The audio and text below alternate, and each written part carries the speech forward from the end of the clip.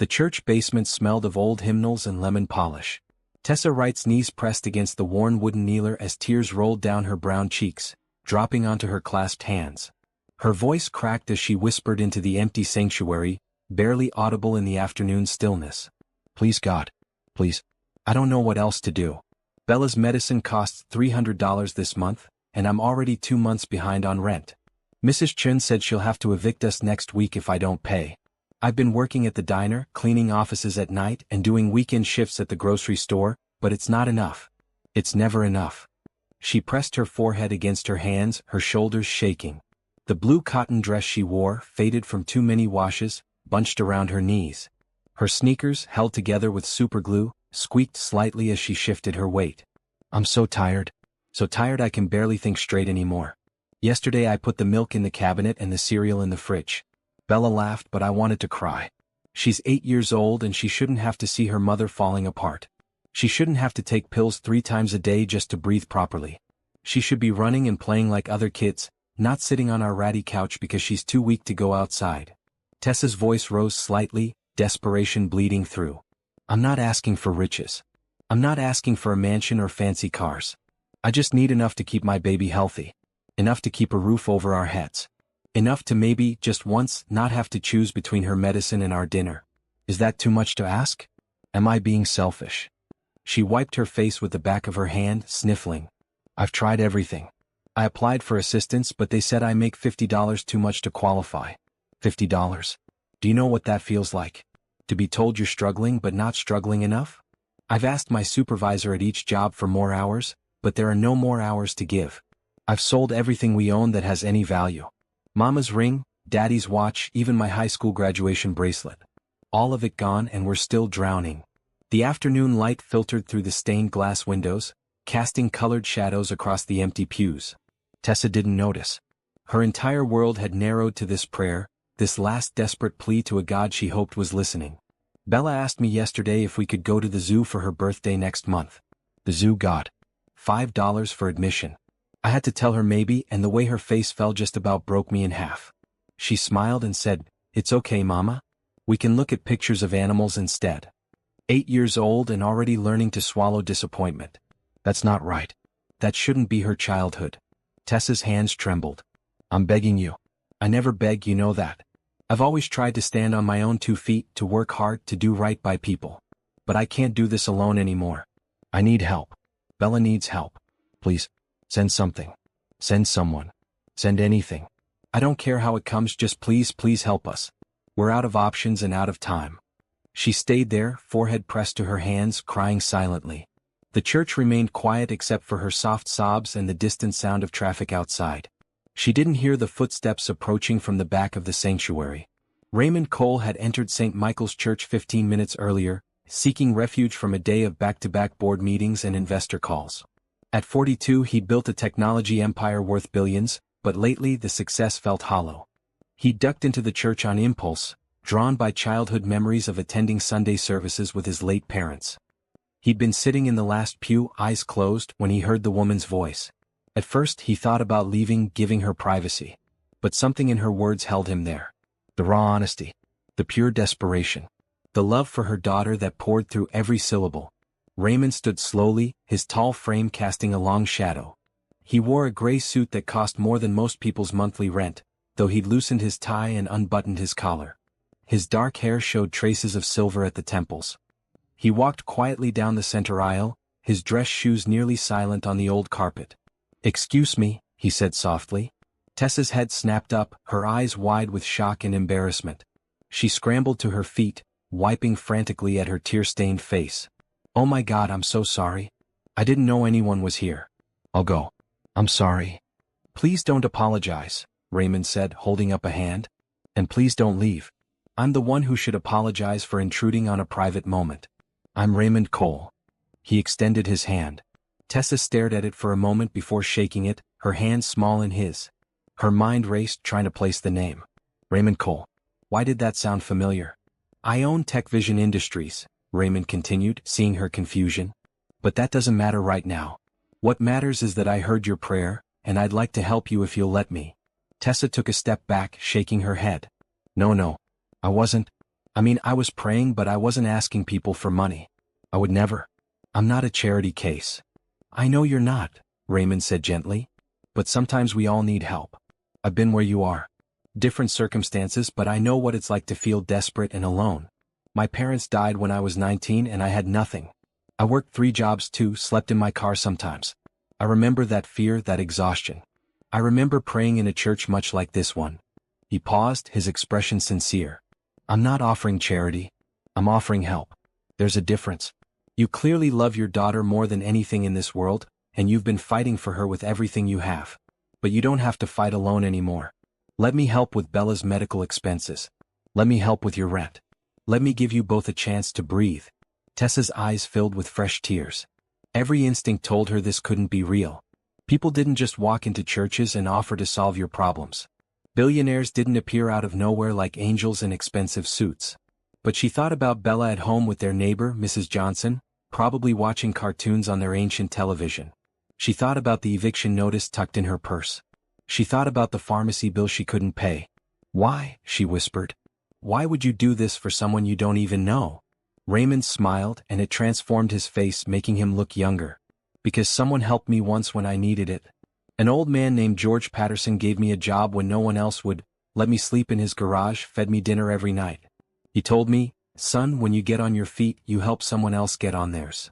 George has been gone for 10 years now, but I've never forgotten what he taught me. So I'm asking you, Tessa. Will you let me help you and Bella?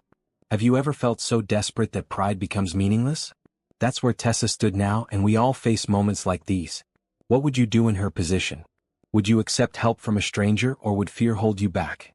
Drop a comment below with your thoughts, and don't forget to subscribe for the rest of Tessa and Raymond's incredible journey. Tessa looked up at the stained glass windows, at the colored light streaming through. She thought about her prayer just minutes ago, asking for help in any form. And here stood Raymond Cole, offering exactly what she'd asked for. Maybe this was the answer. Maybe this was grace wearing a gray suit. She met his eyes and saw nothing but genuine kindness. Okay, she said quietly. Okay. Thank you. Thank you so much. I don't even know how to thank you. Raymond pulled a business card from his wallet and wrote on the back. This is my personal cell phone number. I want you to call me tomorrow morning. We'll arrange everything. The medical bills, the rent, all of it. And I have a guest house on my property that's sitting empty. It's yours if you want it. 3 bedrooms, fully furnished. You and Bella can live there as long as you need. I can't take your house, Tessa protested weakly. It's just sitting there, Raymond said. Empty houses don't do anyone any good. Besides, it would make things easier. My company has excellent health insurance, and I can add you and Bella to the plan. There's a wonderful pediatric specialist, Dr. Angela Morrison, who I know personally. She can see Bella next week. Tessa felt dizzy. This morning she'd been drowning, and now someone was throwing her not just a rope but a complete life preserver. I don't understand why you're being so kind. Because kindness is the only thing that matters in the end, Raymond said simply. All the money in the world means nothing if you can't use it to help people. Now tell me about Bella. What does she love? What makes her smile? And there in that quiet church, as the afternoon sun painted rainbows across the walls, Tessa told him about her daughter. She told him about Bella's love for drawing, her collection of library books about animals, her dream of becoming a veterinarian someday. She told him about Bella's laugh, which sounded like wind chimes, and how she always shared half her sandwich with the stray cat that lived behind their apartment building. Raymond listened to every word, and for the first time in months, Tessa felt something she'd almost forgotten. She felt hope. The church bells chimed 4 o'clock, and Tessa realized she needed to get home to relieve Mrs. Johnson. Raymond walked her to the door, and before she left, he placed a gentle hand on her shoulder. Everything's going to be okay now, he said. I promise you. Call me tomorrow and we'll start making this right. Tessa nodded, unable to speak past the lump in her throat. She walked down the church steps into the bright afternoon, clutching his business card like a lifeline. Behind her, Raymond stood in the doorway watching her go. He'd walked into that church feeling lost and empty, questioning the purpose of his success. Now he felt something shift inside him, something he hadn't felt in years. He felt like he mattered again. Like his life had meaning beyond profit margins and stock prices. He thought about the woman's prayer, about the desperation in her voice, about the fierce love she had for her daughter. He thought about his own mother, who'd worked herself to exhaustion trying to provide for him and his sister after their father died. Thank you, George, he whispered to the memory of the man who'd saved him all those years ago. I finally understand what you meant. Helping someone else saves you too. Tessa practically ran the 6 blocks to her apartment, her heart lighter than it had been in months. She burst through the door of their tiny one-bedroom unit to find Bella sitting at their small kitchen table, coloring carefully in a donated coloring book. Mama, Bella called, her voice bright despite the slight wheeze underneath. You're home. Look what I drew for you. Tessa scooped her daughter into her arms, holding her close. Bella's small body felt too thin, too fragile, but she hugged back with all her strength.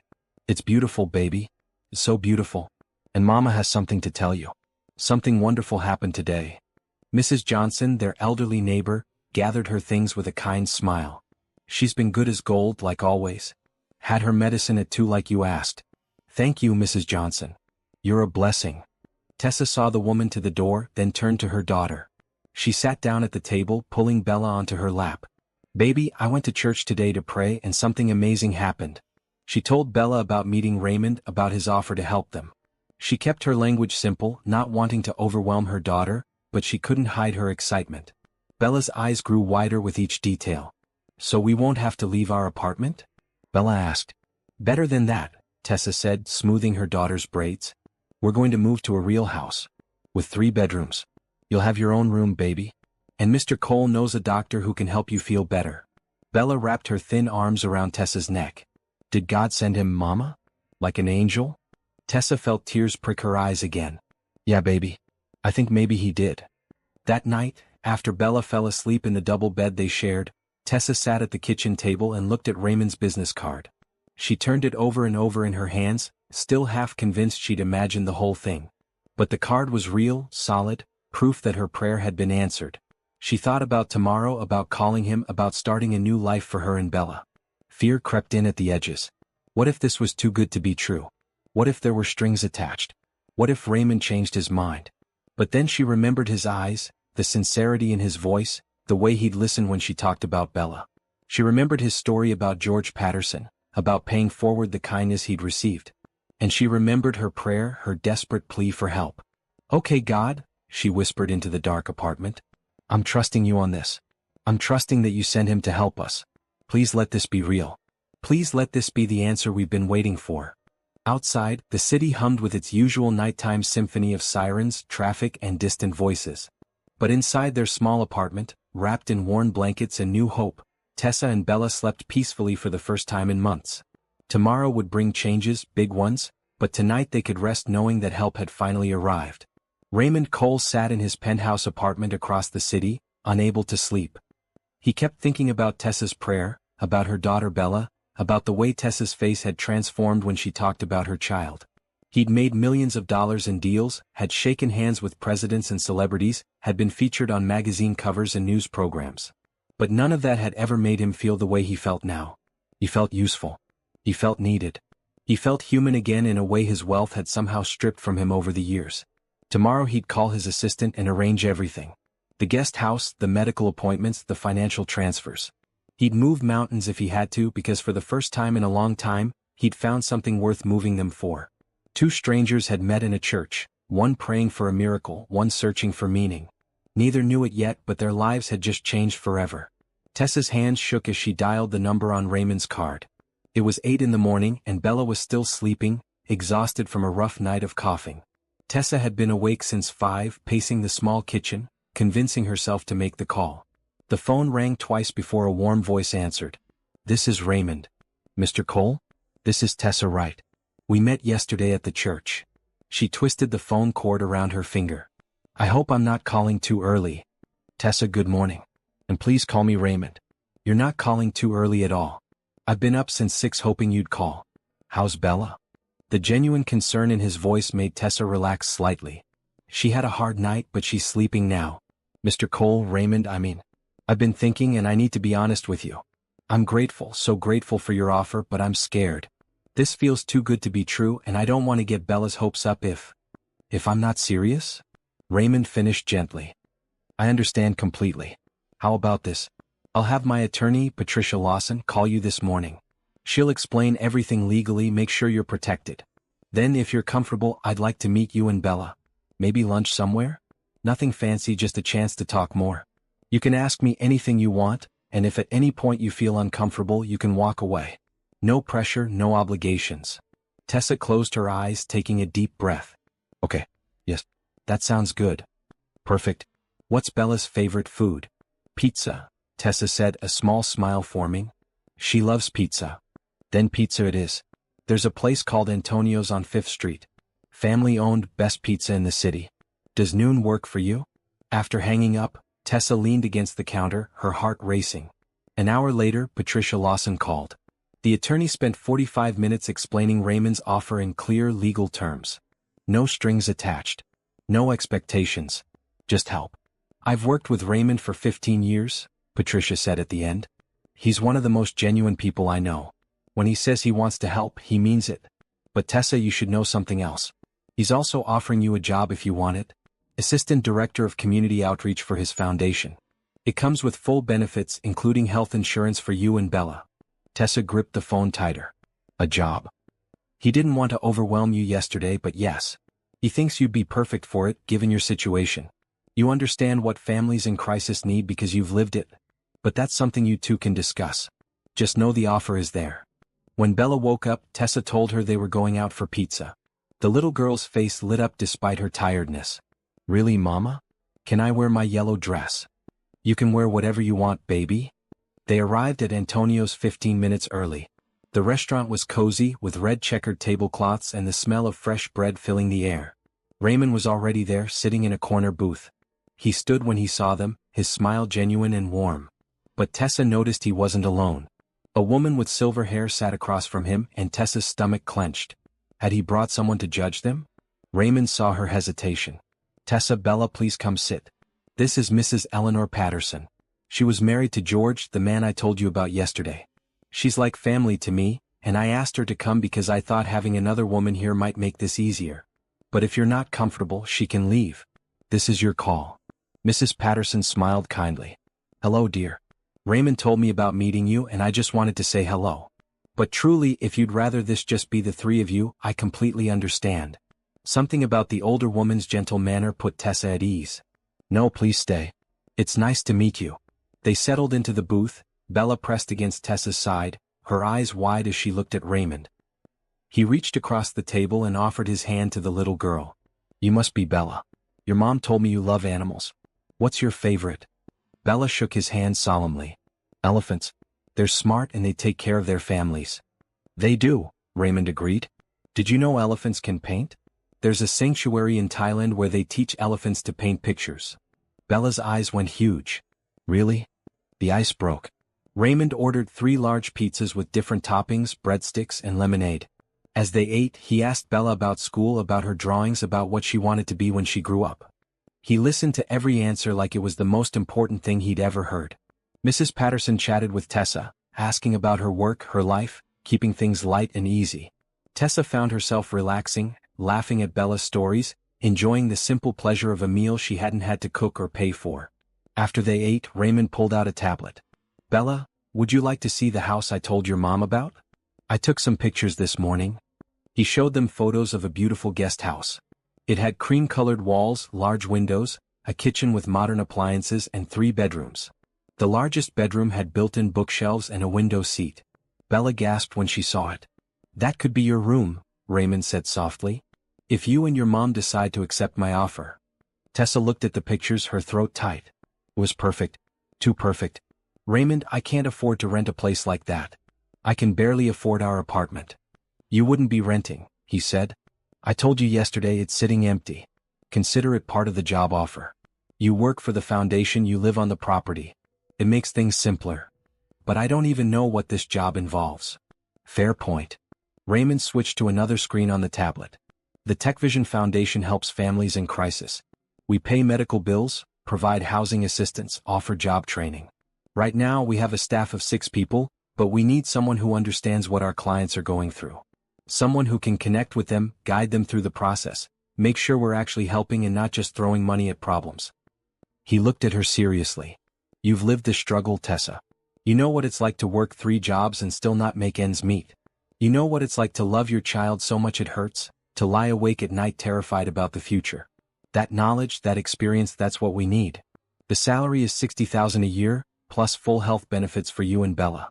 You'd work regular hours, 9 to 5, Monday through Friday. $60,000 a year. Tessa tried to wrap her mind around it. She currently made less than $25,000 working 3 part-time jobs with no benefits. This was more money than she'd ever imagined making. I don't have a college degree, she said quietly. But you have something better. You have heart and you have understanding. Those can't be taught. Raymond leaned forward. Look, I know this is overwhelming. I know you probably spent all night wondering if I was real or if this was some kind of trick. So here's what I propose. Take the weekend. Move into the guest house. See how it feels. I'll have Bella's medical appointment with Dr. Morrison set up for Monday. You can start the job on a trial basis. If after 2 weeks you hate it or you feel uncomfortable, you can leave. No hard feelings. I'll still cover Bella's medical expenses regardless. Mrs. Patterson reached across the table and squeezed Tessa's hand.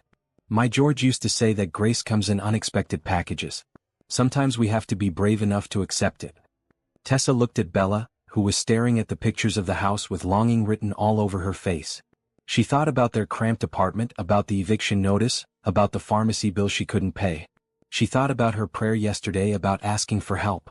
And then she thought about Raymond's face when he told her his story, about the kindness in his eyes, about how he'd listened to her talk about Bella like she was the most important child in the world. This man wasn't trying to trap her or trick her. He genuinely wanted to help. Okay, she said, her voice stronger than she felt. Okay. Yes. Thank you. Thank you so much. Raymond's face broke into a huge smile. That's wonderful. Truly wonderful. Can you move this weekend? I'll arrange for movers to help with your things. We don't have much to move, Tessa admitted. Most of our furniture is falling apart anyway. Then we'll get new furniture. You pick what you want, what makes you comfortable. This is your home now, Tessa. Yours and Bella's. I want you both to feel safe there. Bella tugged on Tessa's sleeve. Mama, is this real? Are we really getting a house? Tessa pulled her daughter close, pressing a kiss to her forehead. Yes, baby. It's real. We're getting a house. The rest of lunch passed in a blur of details and plans. Raymond gave Tessa his assistant's number, a woman named Janelle Cooper who would help coordinate everything. Mrs. Patterson invited them to her house for tea sometime, saying she'd love to get to know them better. When they finally left the restaurant, Bella clutching a stuffed elephant Raymond had somehow arranged to have delivered during lunch, Tessa felt like she was floating. In the parking lot, Raymond walked them to the bus stop. You won't need the bus much longer, he said. The guest house has a garage and there's a car there you can use. Nothing fancy, just a reliable sedan. It's registered and insured. Tessa stopped walking. Raymond, a car too? You can't work for me without reliable transportation, he said simply. Besides, Bella will have medical appointments. This makes things easier. Before Tessa could respond, he continued. I know you're probably feeling overwhelmed, maybe even suspicious. That's smart. You don't know me and I'm offering you things that seem too good to be true. But Tessa, I need you to understand something. I spent years building my company, making more money than I could ever spend. And somewhere along the way I forgot why I was doing it. I forgot what matters. He looked down at Bella, who was hugging her elephant and humming softly. Yesterday when I heard you pray, something clicked for me. I remembered George and how he saved my life. I remembered what it feels like to be desperate and alone. And I realized that all my success means nothing if I can't use it to help people like you and Bella. So you're not just accepting help from me. You're helping me too. You're reminding me what my life should be about. Tessa's eyes filled with tears. I don't know what to say. Say you'll call me if you need anything. Say you'll give this a real chance. That's all I ask. The bus arrived and Tessa and Bella climbed aboard. Through the window, Tessa watched Raymond wave goodbye and she waved back. As the bus pulled away, Bella snuggled against her side. Mama, I like him. He's nice. Yeah, baby. He is nice. That evening, Tessa called the diner, the cleaning company, and the grocery store. She gave them all her 2-week notice, her voice steady despite her nerves. Then she called her landlord, Mrs. Chin, and explained the situation. The older woman was thrilled for her. You deserve good things, Tessa, Mrs. Chin said. You're a good mother and a good person. I'm happy someone finally recognized that. On Saturday morning, a moving truck arrived at their apartment. 2 friendly movers packed up their belongings, which fit into just a few boxes. By noon, they were driving across the city to Raymond's property. The estate was beautiful, with rolling green lawns, flowering gardens, and tall oak trees. The guest house sat about 100 yards from the main house, giving them privacy while still being close. It was even more beautiful in person than in the pictures. Mrs. Patterson was waiting for them, along with Janelle Cooper, Raymond's assistant.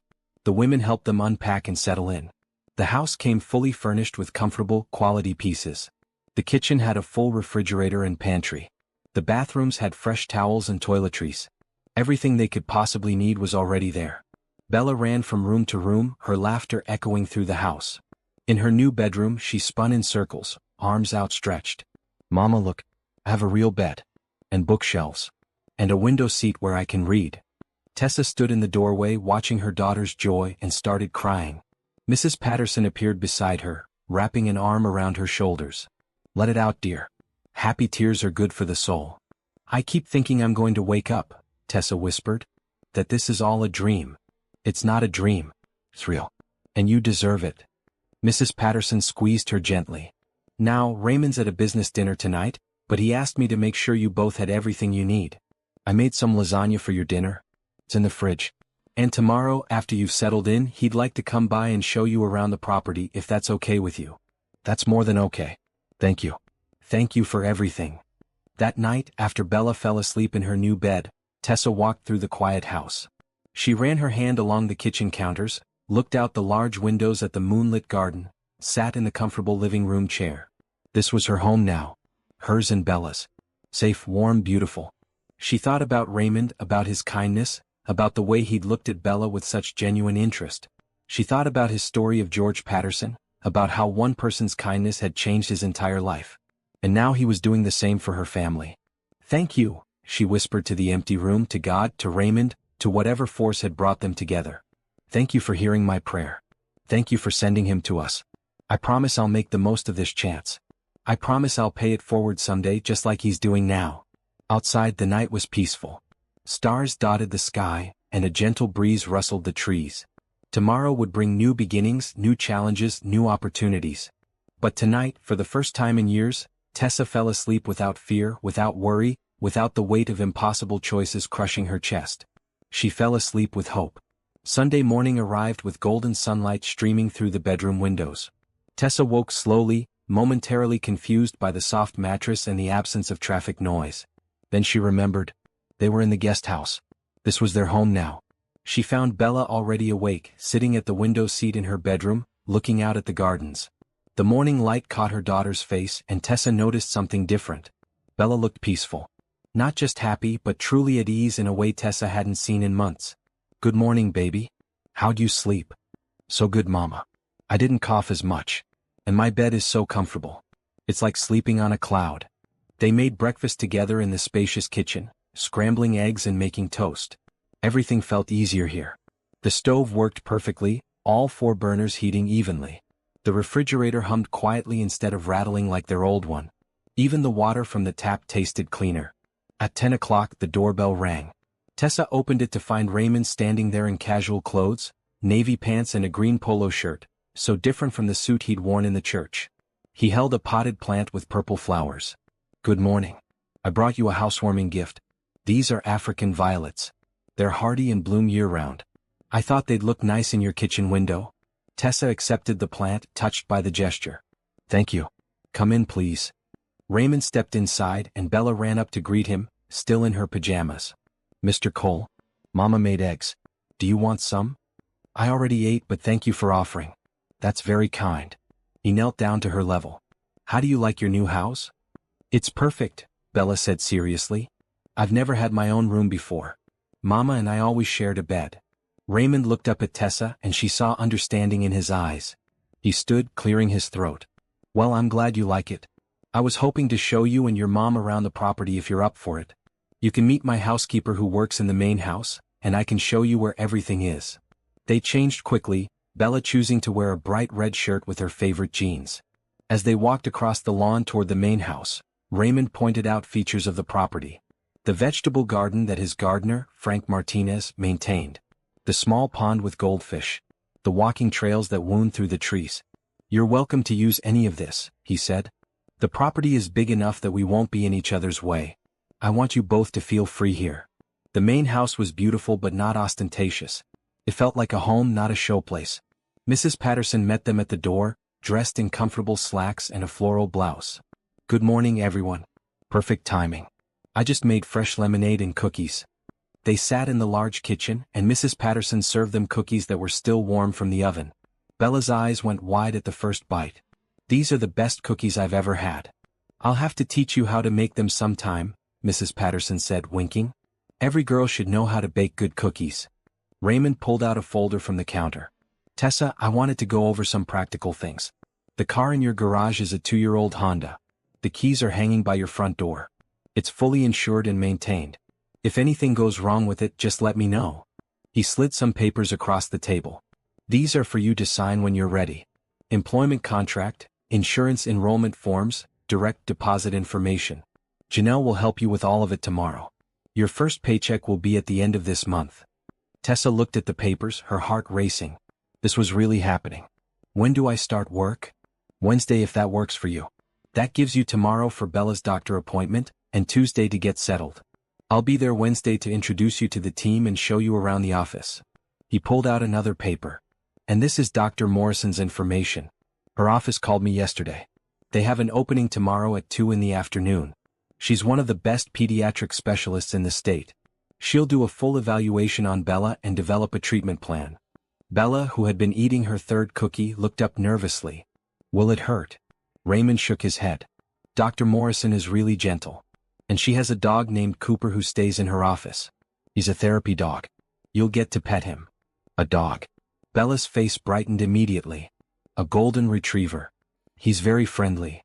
After they finished their lemonade, Raymond showed them the rest of the property. The garage held several cars, including a sleek black sports car that made Bella gasp. "That's so cool." "It is pretty fun to drive," Raymond admitted. "Maybe when you're older I'll teach you how to drive a stick shift." They walked past the swimming pool, covered now in early spring, and the tennis court. Raymond explained that Frank, the gardener, lived in a small apartment over the garage and had been with him for 5 years. "He's a good guy. Quiet but kind. His wife Rosa works downtown as a teacher." Back at the guest house, Raymond hesitated at the door. "I know this is all happening fast. If you need anything day or night, you have my number. Don't hesitate to call." "I mean that." "Raymond," Tessa said softly. "Thank you doesn't feel like enough. You've given us so much." "You're giving me something too," he replied. "You're reminding me what matters. That's worth more than you know." After he left, Tessa spent the afternoon helping Bella organize her room. They arranged her library books on the shelves, hung up her clothes in the spacious closet, and set up her art supplies on the desk by the window. Bella drew picture after picture, her hand moving confidently across the paper. "Mama, I want to draw something for Mr. Cole. To say thank you. I think he'd love that, baby." That evening they ate the lasagna Mrs. Patterson had left for them. It was delicious, rich with cheese and herbs. After dinner, they sat on the front porch of the guest house, watching the sun set over the gardens. Bella curled up against Tessa's side, the stuffed elephant tucked under her arm. "Mama, is Mr. Cole married?" The question caught Tessa off guard. "I don't think so." "Why?" "Because he seems lonely sometimes. Like when he smiles, his eyes are still sad." Tessa hugged her daughter closer, amazed as always by her perception. "You're right, baby. He does seem a little lonely. But I think maybe we can help with that. We can be his friends." "I like that idea," Bella said, yawning. "He's nice. And he listens when I talk. Not like some grown-ups who pretend to listen but really don't." Later, after Bella was asleep, Tessa sat at the kitchen table with the employment papers spread out before her. She read every word carefully, still half expecting to find some catch, some hidden clause that would make this all make sense. But there was nothing. Just a straightforward job offer with a generous salary and excellent benefits. She signed the papers with a steady hand, then pulled out her phone. She sent Raymond a text message. "Thank you again for today. Bella is so happy. I signed the papers. I won't let you down." His response came quickly. "You couldn't let me down if you tried. Sleep well. Big day tomorrow with Dr. Morrison." Tessa set the phone down and walked to Bella's room. She stood in the doorway watching her daughter sleep in a real bed in a safe house, with proper medical care scheduled for tomorrow. She thought about where they'd been just 3 days ago. Desperate, frightened, out of options. And now look at them. Living in a beautiful home with stable jobs with hope for the future. All because she'd walked into a church and prayed, and a kind man had been there to hear her. I won't waste this chance, she promised quietly. I'll work hard. I'll make you proud, Raymond. And someday somehow I'll find a way to pay this forward. The next morning, Tessa dressed carefully for the doctor's appointment. She chose a simple purple dress, one of the few nice things she owned. Bella wore her yellow dress, the one she'd wanted to wear to meet Raymond at the restaurant. They arrived at Dr. Morrison's office 15 minutes early. The waiting room was painted in cheerful colors, with toys and books scattered around for children. True to Raymond's word, a golden retriever dozed in a corner, his tail thumping when Bella approached. Can I pet him? Bella asked the receptionist. Of course, honey. That's Cooper. He loves kids.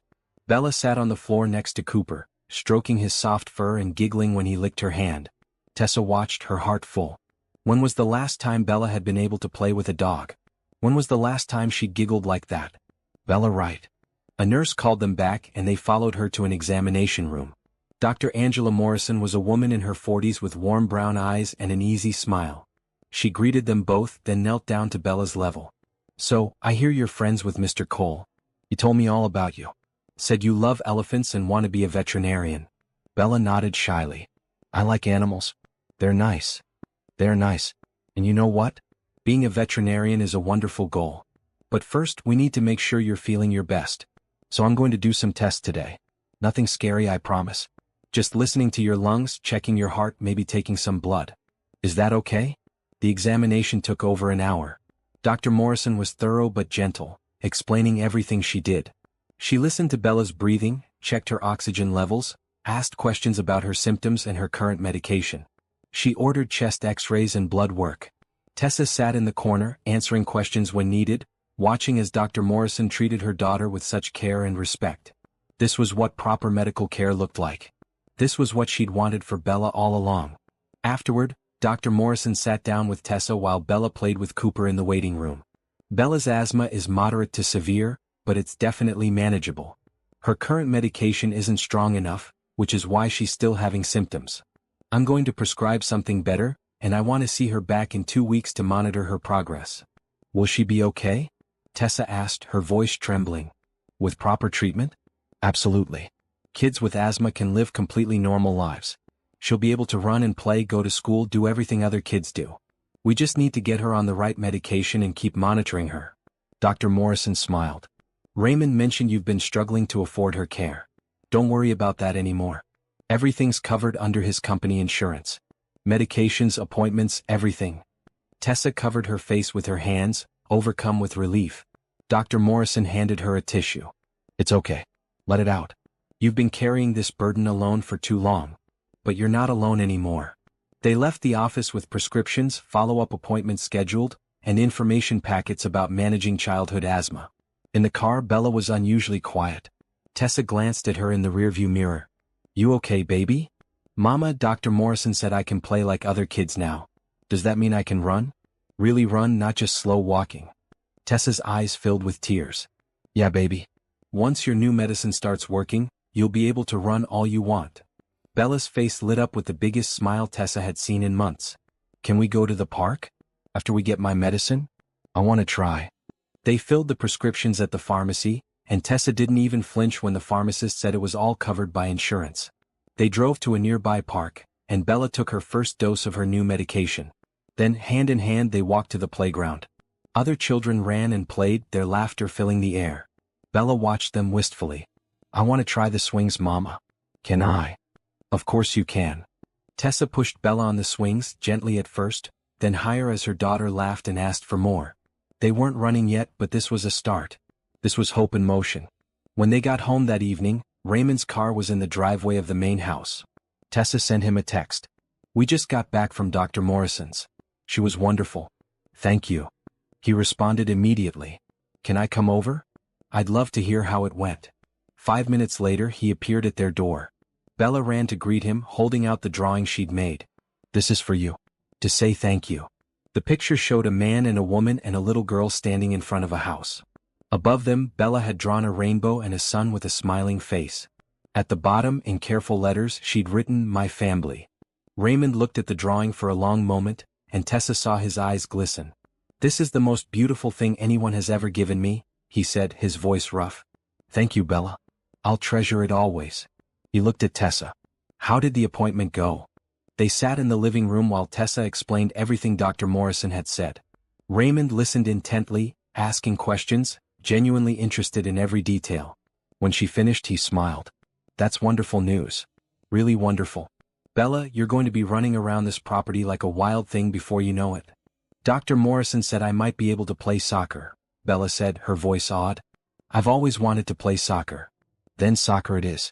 I'll look into youth leagues tomorrow. They talked for another hour, easy conversation that flowed naturally. Raymond told them about his day at the office, and Tessa realized she was excited to start work on Wednesday. She wanted to help families the way Raymond was helping hers. She wanted to make a difference. When Raymond finally left, promising to see them Wednesday morning, Tessa tucked Bella into bed. Her daughter looked up at her with serious eyes. Mama, I think God heard your prayer. I think so too, baby. And I think Mr. Cole is part of our family now. Even if he doesn't live with us. Tessa kissed her forehead. Yeah, I think maybe he is. That night, Tessa sat on the front porch again, wrapped in a soft blanket from the linen closet. She thought about how much had changed in just 3 days. They had a home, security, medical care, and hope. But more than that, they had Raymond. A friend who cared, who listened, who showed up. She didn't know what the future held, but for the first time in years she wasn't afraid to find out. Wednesday morning arrived with nervous energy. Tessa woke early, dressed in a new outfit she'd bought the day before with her first advance from Raymond. A simple navy skirt and white blouse, professional but comfortable. She braided her hair carefully and checked her reflection 3 times. Bella had her own plans for the day. Mrs. Patterson had offered to watch her, and the two had already bonded over baking lessons. When Tessa dropped Bella off at the main house, her daughter was wearing an apron and ready to make chocolate chip cookies. We'll be fine, Mrs. Patterson assured her. You go do wonderful things today. Raymond met Tessa in the driveway at 8:30. Ready for your first day? Nervous, she admitted. What if I'm not good at this? You'll be great. Trust me. He opened the passenger door of his car for her. I thought I'd drive us both today. Give us time to talk about what to expect. The TechVision Foundation offices were located in a modern building downtown, separate from the main company headquarters. As they drove, Raymond explained the foundation's mission. We help families in crisis. Medical emergencies, housing issues, job loss, domestic situations. Anything that puts a family at risk of falling through the cracks. How do people find you? Various ways. Referrals from hospitals, social workers, churches. Sometimes people just walk in. We evaluate each case and determine how we can help. Sometimes it's money, sometimes it's resources, sometimes it's just connecting them with the right services. They parked in the underground garage and took the elevator to the 3rd floor. The foundation offices were bright and welcoming, with comfortable seating in the waiting area and children's toys in one corner. A young woman at the front desk looked up and smiled. Morning, Raymond. This must be Tessa. Janelle, meet Tessa Wright. Tessa, this is Janelle Cooper, my assistant and the person who keeps this whole place running. Janelle came around the desk to shake Tessa's hand. She was maybe 30, with bright eyes and a warm smile. It's so good to meet you. Raymond's told us all about you. Welcome to the team. Raymond led Tessa through the office, introducing her to the staff. There was Kevin Chin, the financial officer, a man in his 50s with a calm demeanor. Lisa Johnson handled case management, a woman in her 30s with 2 kids of her own. Marcus? No, Raymond didn't use that name. There was Timothy Brooks, who managed volunteer coordination, a young man fresh out of college with boundless enthusiasm. And Brenda Hughes, who handled community partnerships, a woman about Tessa's age with natural hair styled in beautiful locks. Brenda pulled Tessa aside after the initial introductions. Girl, I am so glad you're here. We've needed someone in this role for months. Someone who really gets what our clients are going through. I'm still not sure I'm qualified, Tessa admitted. Are you kidding? You've lived it. That's better than any degree. Brenda grinned. Come on, let me show you your office. Tessa had an office. A real office with a desk, a computer, and a window overlooking the city. Her name was already on the door. Tessa Wright, Assistant Director of Community Outreach. She stood in the doorway, overwhelmed. Raymond appeared beside her. What do you think? I think this is the nicest office I've ever seen. I think I can't believe this is mine. Believe it? You earned it. He gestured to the desk. There's a laptop for you, fully set up. Janelle will help you with passwords and access. Your first task is to review our current cases and start thinking about how we can better reach families who need help. I want your perspective, Tessa. I want your ideas. That's why you're here. The morning passed in a blur of orientation. Janelle walked her through the computer systems, the file organization, the process for handling new cases. Lisa explained how they evaluated requests and determined assistance levels. Kevin showed her the budget, explaining how Raymond personally funded most of the foundation's work. He's poured millions into this, Kevin said. And he's hands-on. He reviews every case, approves every expenditure. This isn't just a tax write-off for him. He really cares. At lunch, the team gathered in the break room. Someone had ordered sandwiches and salads. They sat around the large table and the conversation flowed easily. They asked Tessa about Bella, about her interests, about her ideas for the foundation. No one made her feel like the new person. They made her feel like she belonged.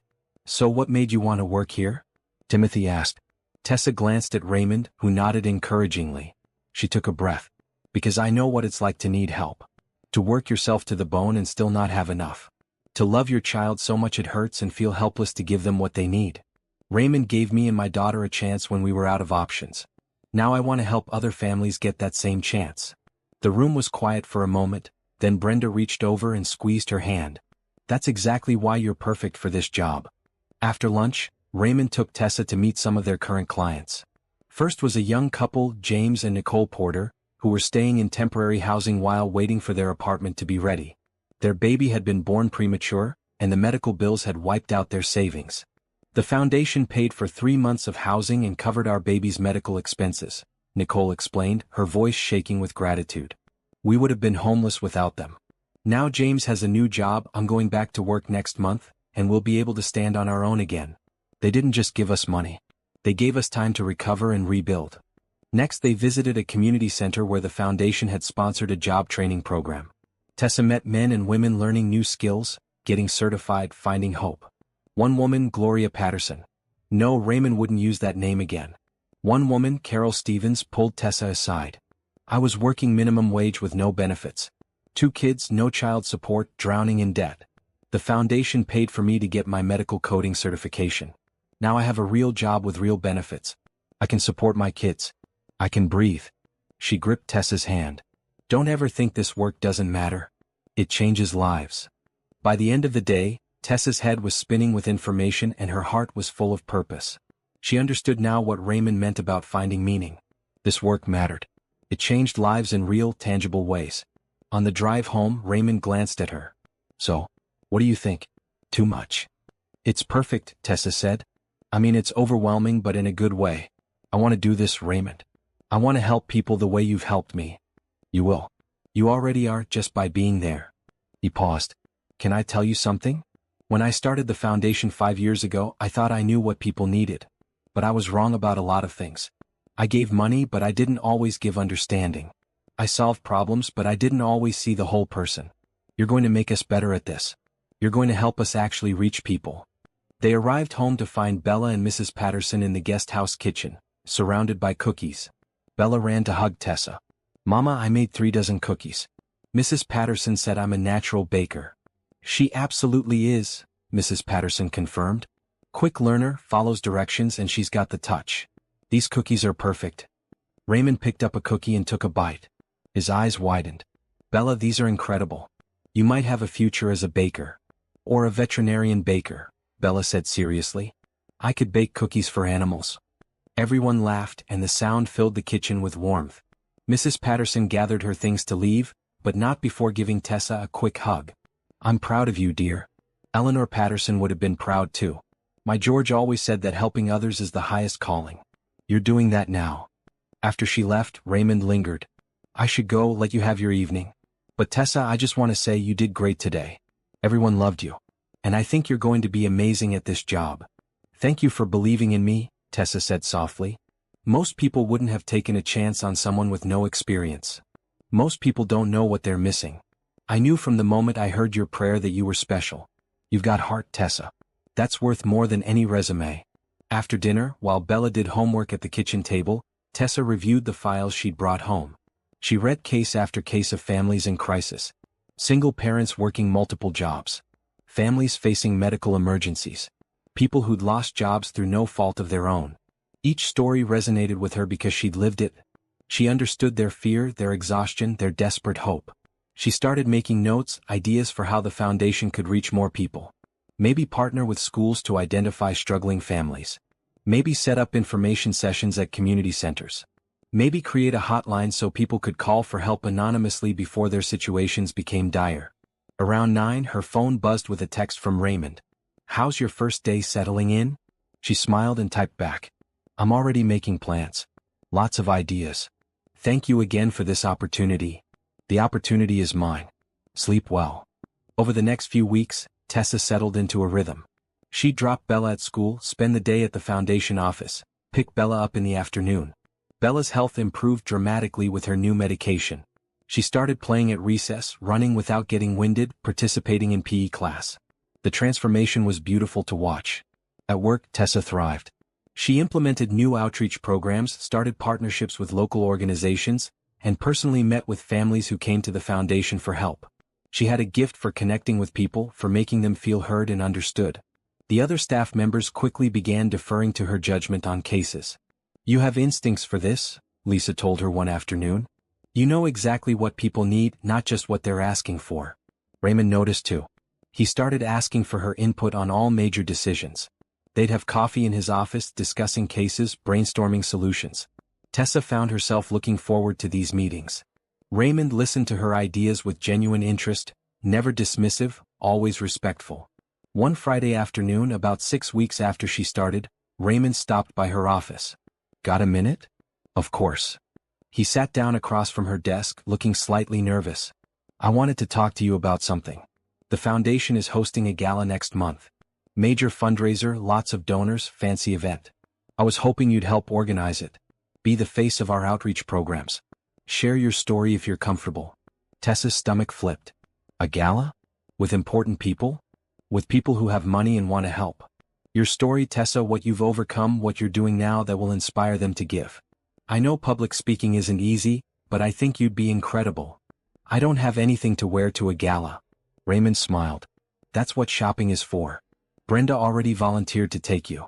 She loves any excuse to go to fancy stores." Tessa thought about it. The idea terrified her, but she also knew he was right. If sharing her story could help more families, she had to do it. "Okay. Yes. I'll do it. That's my girl." Raymond stood, then paused. "Not in a weird way. I meant, you know what I mean." Tessa laughed. "I know what you meant. And thank you. For everything. Not just the job, but for believing I could do it." "Easiest decision I ever made," he said softly, then left before she could respond.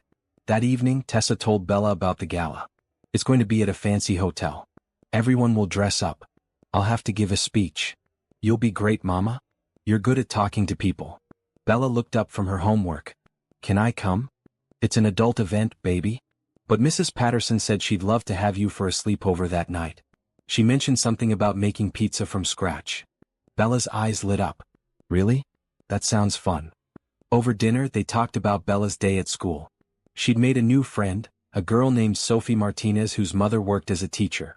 Sophie had invited Bella to her birthday party next weekend. "Can I go, Mama? Please?" "Of course you can go. We'll get Sophie a nice present. I already know what to get her. She loves art supplies. Maybe some new colored pencils." Tessa marveled at her daughter's thoughtfulness. Despite everything they'd been through, Bella had grown into a kind, generous child. That was worth more than all the money in the world. Later, after Bella was asleep, Tessa sat on the porch again. It had become her favorite spot, this quiet place where she could think and reflect. She thought about how much had changed in just 2 months. They had a home, security, purpose. Bella was healthy and happy. And Tessa had found work that filled her with meaning. But something else had changed too, something she was only beginning to acknowledge. She looked forward to seeing Raymond each day. She noticed the way his eyes crinkled when he smiled, the way he listened with his whole attention, the way he made her feel valued and important. Was she developing feelings for him? The thought scared her. He was her boss, her benefactor. He'd saved her and Bella when they were desperate. Any feelings she had might just be gratitude, not real attraction. Besides, what could someone like Raymond Cole possibly see in someone like her? She pushed the thoughts away. She had a good job, a beautiful home, and a healthy daughter. That was enough. That was more than enough. She didn't need to complicate things with feelings that probably weren't even real. But as she looked up at the stars, she couldn't help but remember the way Raymond had looked at Bella's drawing, the emotion in his eyes when he'd said it was the most beautiful gift anyone had ever given him. She remembered how he'd said she was making him better, helping him remember what mattered. Maybe, just maybe, they were helping each other find their way. What would you do if someone changed your entire life the way Raymond changed Tessa's? Would you be brave enough to accept help, to trust in kindness? These are the questions that define us. If this story is touching your heart, please subscribe so you don't miss what happens next. Drop a comment telling me about a time someone showed you unexpected kindness. Spring bloomed into early summer, and with it came remarkable changes. Bella's transformation was nothing short of miraculous. 3 months on her new medication regimen and she was a different child. The constant wheeze that had shadowed her breathing disappeared. The fatigue that used to keep her on the couch vanished. She ran, jumped, played with an energy Tessa had never seen before. One Saturday morning, Tessa watched from the porch as Bella kicked a soccer ball around the yard with Sophie Martinez, who'd become her best friend. The two girls laughed and ran, their voices bright in the sunshine. Bella wore a bright red jersey, her hair in 2 ponytails that bounced as she moved. She was glowing with health. Rosa Martinez, Sophie's mother, sat beside Tessa on the porch steps. The two women had bonded quickly after meeting at Sophie's birthday party. Rosa taught 2nd grade at Riverside Elementary and had a warm, motherly way about her. "Look at them," Rosa said, smiling. "You'd never know Bella was sick just a few months ago." "I know. Sometimes I have to pinch myself. I keep thinking I'll wake up and this will all be a dream." "It's not a dream, honey. It's real. You and Bella deserve this happiness." Rosa sipped her iced tea. "Sophie talks about Bella constantly. Says she's the kindest girl in school. You should be proud." "I am. So proud." Raymond appeared around the side of the house, carrying a cooler. He'd been grocery shopping, something he did himself every Saturday morning despite having staff who could do it for him. He said it kept him grounded. "Ladies," he greeted them, setting the cooler down. "I brought popsicles. Thought the girls might want some." "Mr. Cole." Bella ran over, Sophie right behind her. "Can we have the red ones?" "You can have whatever flavor you want." He opened the cooler, and the girls grabbed popsicles before racing back to their game. Raymond sat on the porch railing watching them play. "She's gotten so strong. Dr. Morrison is thrilled with her progress." "I still can't believe the difference," Tessa said. "Thank you. For the millionth time, thank you." "Stop thanking me. Watching her run like that, seeing her so healthy and happy, that's all the thanks I need." Rosa looked between them, a knowing smile on her face. "Well, I should probably get Sophie home soon. We have family dinner tonight." She stood, brushing off her jeans. "Tessa, lunch this week? Just us. I know a great little cafe downtown." "I'd love that." After Rosa collected Sophie and they left, Bella flopped down on the porch, breathing hard but fine. No wheezing, no struggling. "Mama, can Sophie sleep over next Friday?" Her mom said it's okay if you say yes. "Sure, baby. That sounds fun." "Thanks, Mama." Bella jumped up and hugged her, then turned to Raymond. "Mr. Cole, can I ask you something?" "Always." "At school they're doing a thing where we bring our parents to talk about their jobs. Can you and Mama come?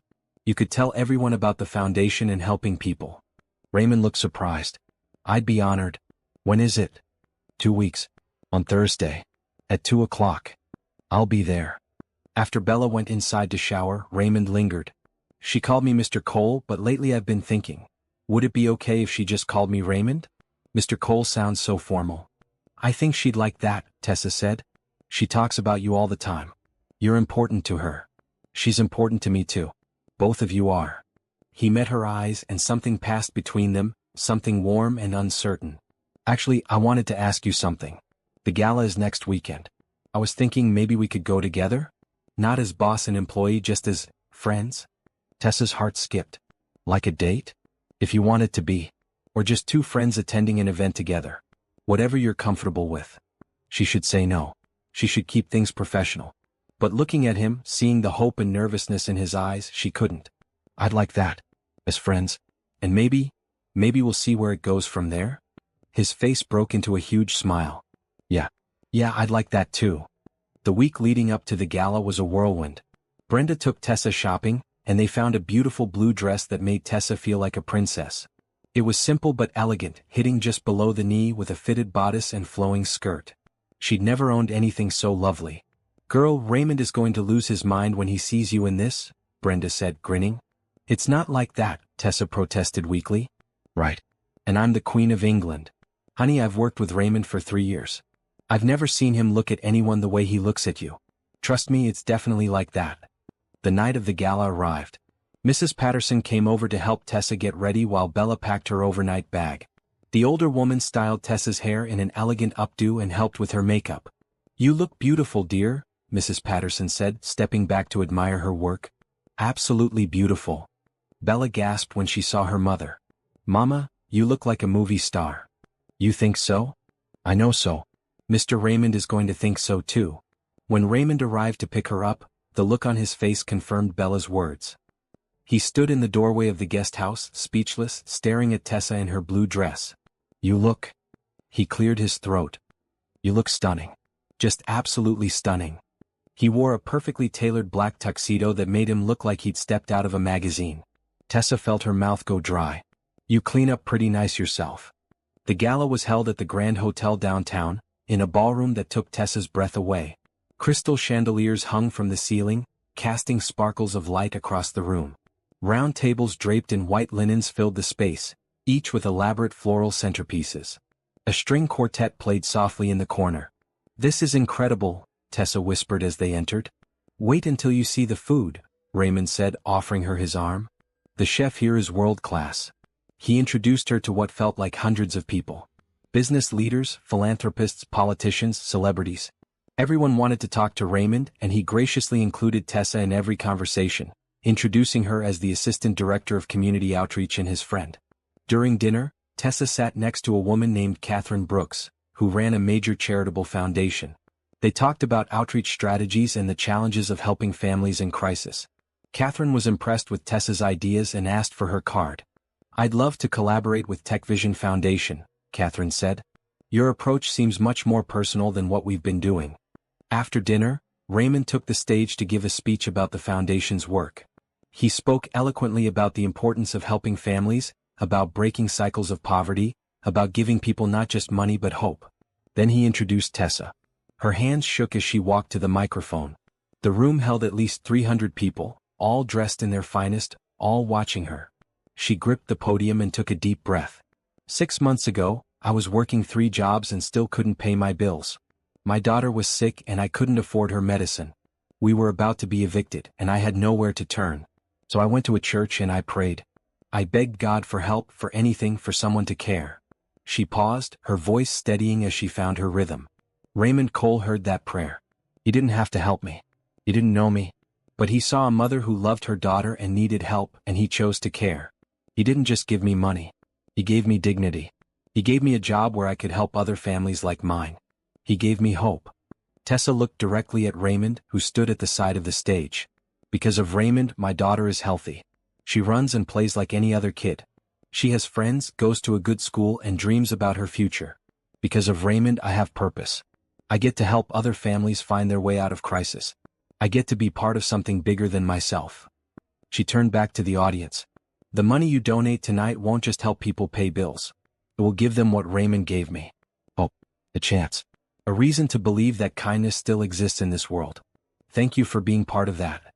The room erupted in applause. Tessa walked off stage on shaking legs, and Raymond met her at the bottom of the steps. That was perfect, he said. Absolutely perfect. The rest of the evening passed in a blur. People kept approaching Tessa, telling her how moved they were by her story, asking how they could help. When the auction started, items went for far more than their listed values. By the end of the night, the foundation had raised over $5 million. That's double what we raised last year, Janelle whispered to Tessa. Your speech made the difference. Around 11, the crowd began to thin. Raymond led Tessa outside to a terrace overlooking the city. The night air was warm and lights sparkled below them. You were amazing tonight, Raymond said. The way you told your story, the way you connected with people. You're a natural. I just told the truth. That's what made it powerful. He turned to face her, his expression serious. Tessa, can I be honest with you about something? Her heart raced. Of course. When I heard your prayer that day in the church, I thought I was helping you. But the truth is, you saved me. I was lost, going through the motions, wondering what the point of all my success was. Then you came into my life, you and Bella, and suddenly everything made sense again. You reminded me what matters. You gave me purpose. He took her hands in his. These past months, getting to know you, watching you thrive at the foundation, seeing Bella grow healthy and happy, it's been the best time of my life. And I've realized something. I don't just care about you and Bella as my friends or employees. I care about you as family.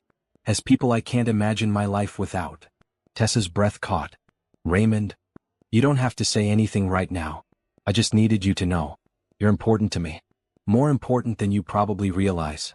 They stood there on the terrace, hands joined, the city spread out below them. Tessa felt like she was standing on the edge of something huge, something that could change everything. And for once she wasn't afraid. You're important to me too, she said softly.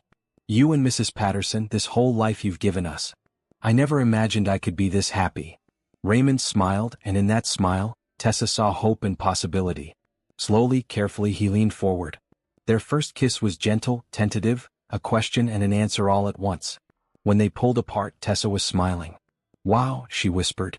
Yeah, Raymond agreed. Wow. They stayed on the terrace for another hour, talking about everything and nothing. About Bella's progress, about the foundation's future plans, about their childhoods and dreams. The conversation flowed easily, naturally, like they'd been doing this forever. When Raymond finally drove her home, he walked her to the door. Thank you for tonight. For coming with me, for your speech, for the kiss. For everything. Thank you for asking me. Tessa hesitated, then added, would you like to come for dinner tomorrow? Nothing fancy, just me and Bella. She'd love to see you. I'd love that. After he left, Tessa floated into the house. Mrs. Patterson was sleeping on the couch, and Bella was curled up in her bed with her stuffed elephant.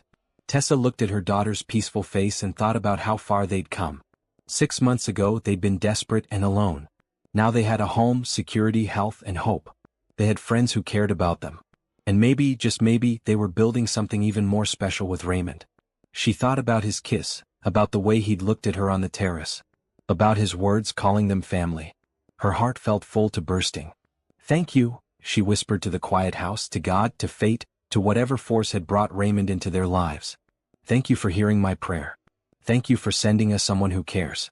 Thank you for giving us this beautiful life. Outside, the night was peaceful and full of stars. And inside, wrapped in love and gratitude, Tessa fell asleep with a smile on her face and hope in her heart. The Sunday after the gala felt different, charged with new energy. Tessa woke early, nervous about Raymond coming for dinner. She'd kissed him. They'd held hands. They'd called each other family. What did that mean for their relationship now? Bella bounced around the house all morning, excited that Raymond was coming over. Can we make spaghetti, Mama?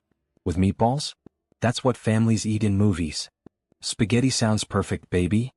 They spent the afternoon cooking together, making sauce from scratch the way Mrs. Patterson had taught them. The kitchen filled with the smell of tomatoes, garlic, and herbs.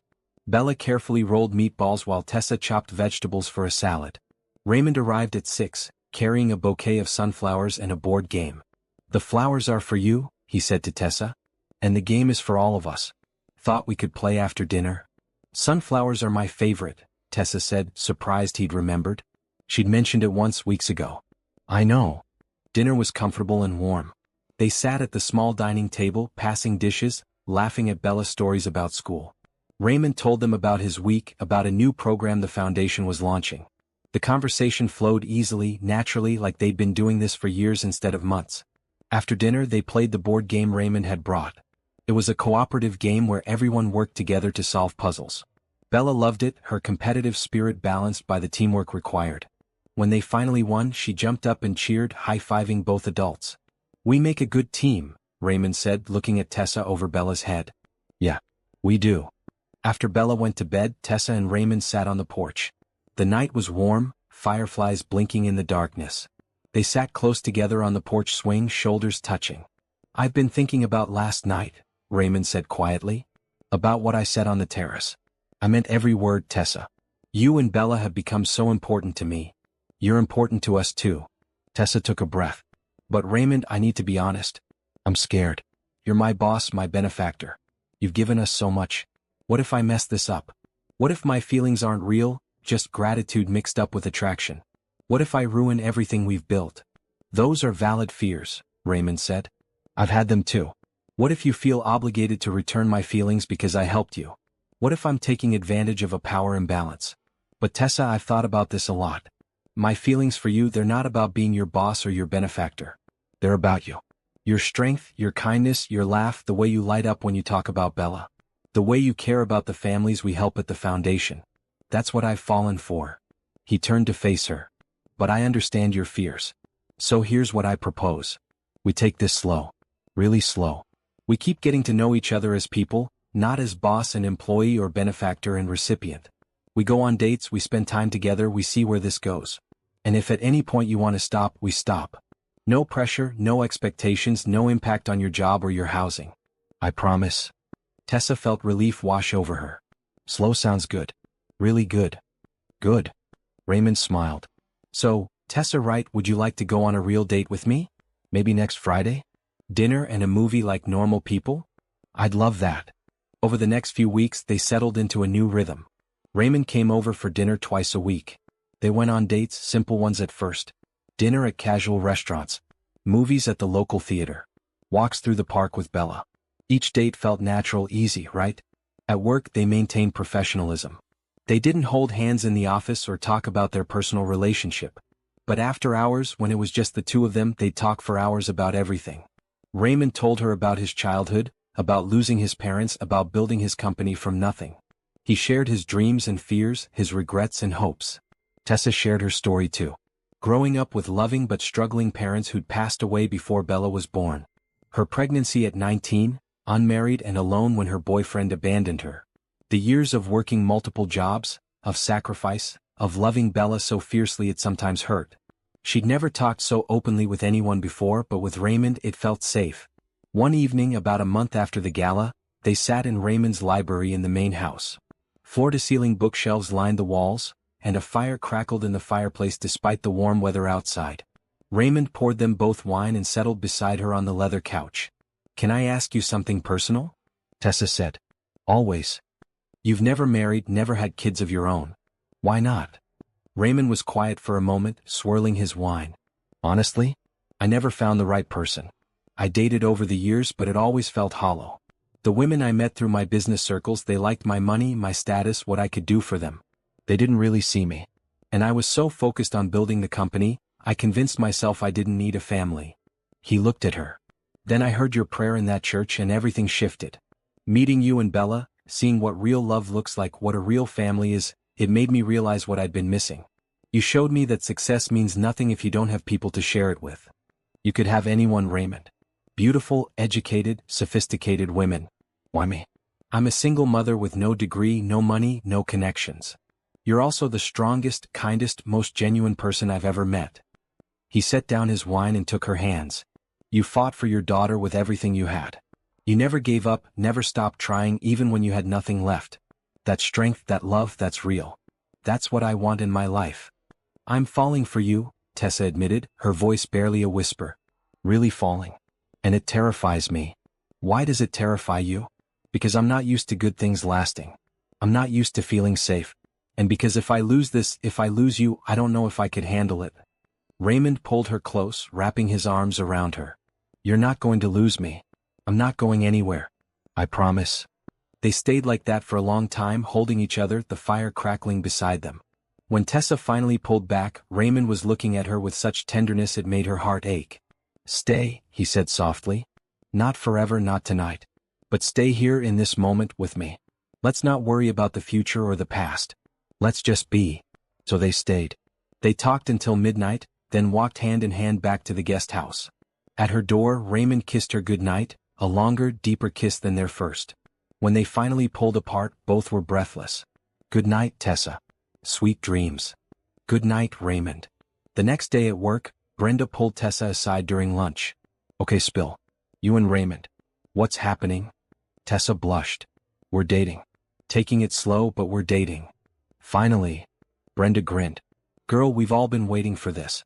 You two are perfect together. The way he looks at you, the way you light up when he walks in the room. It's beautiful.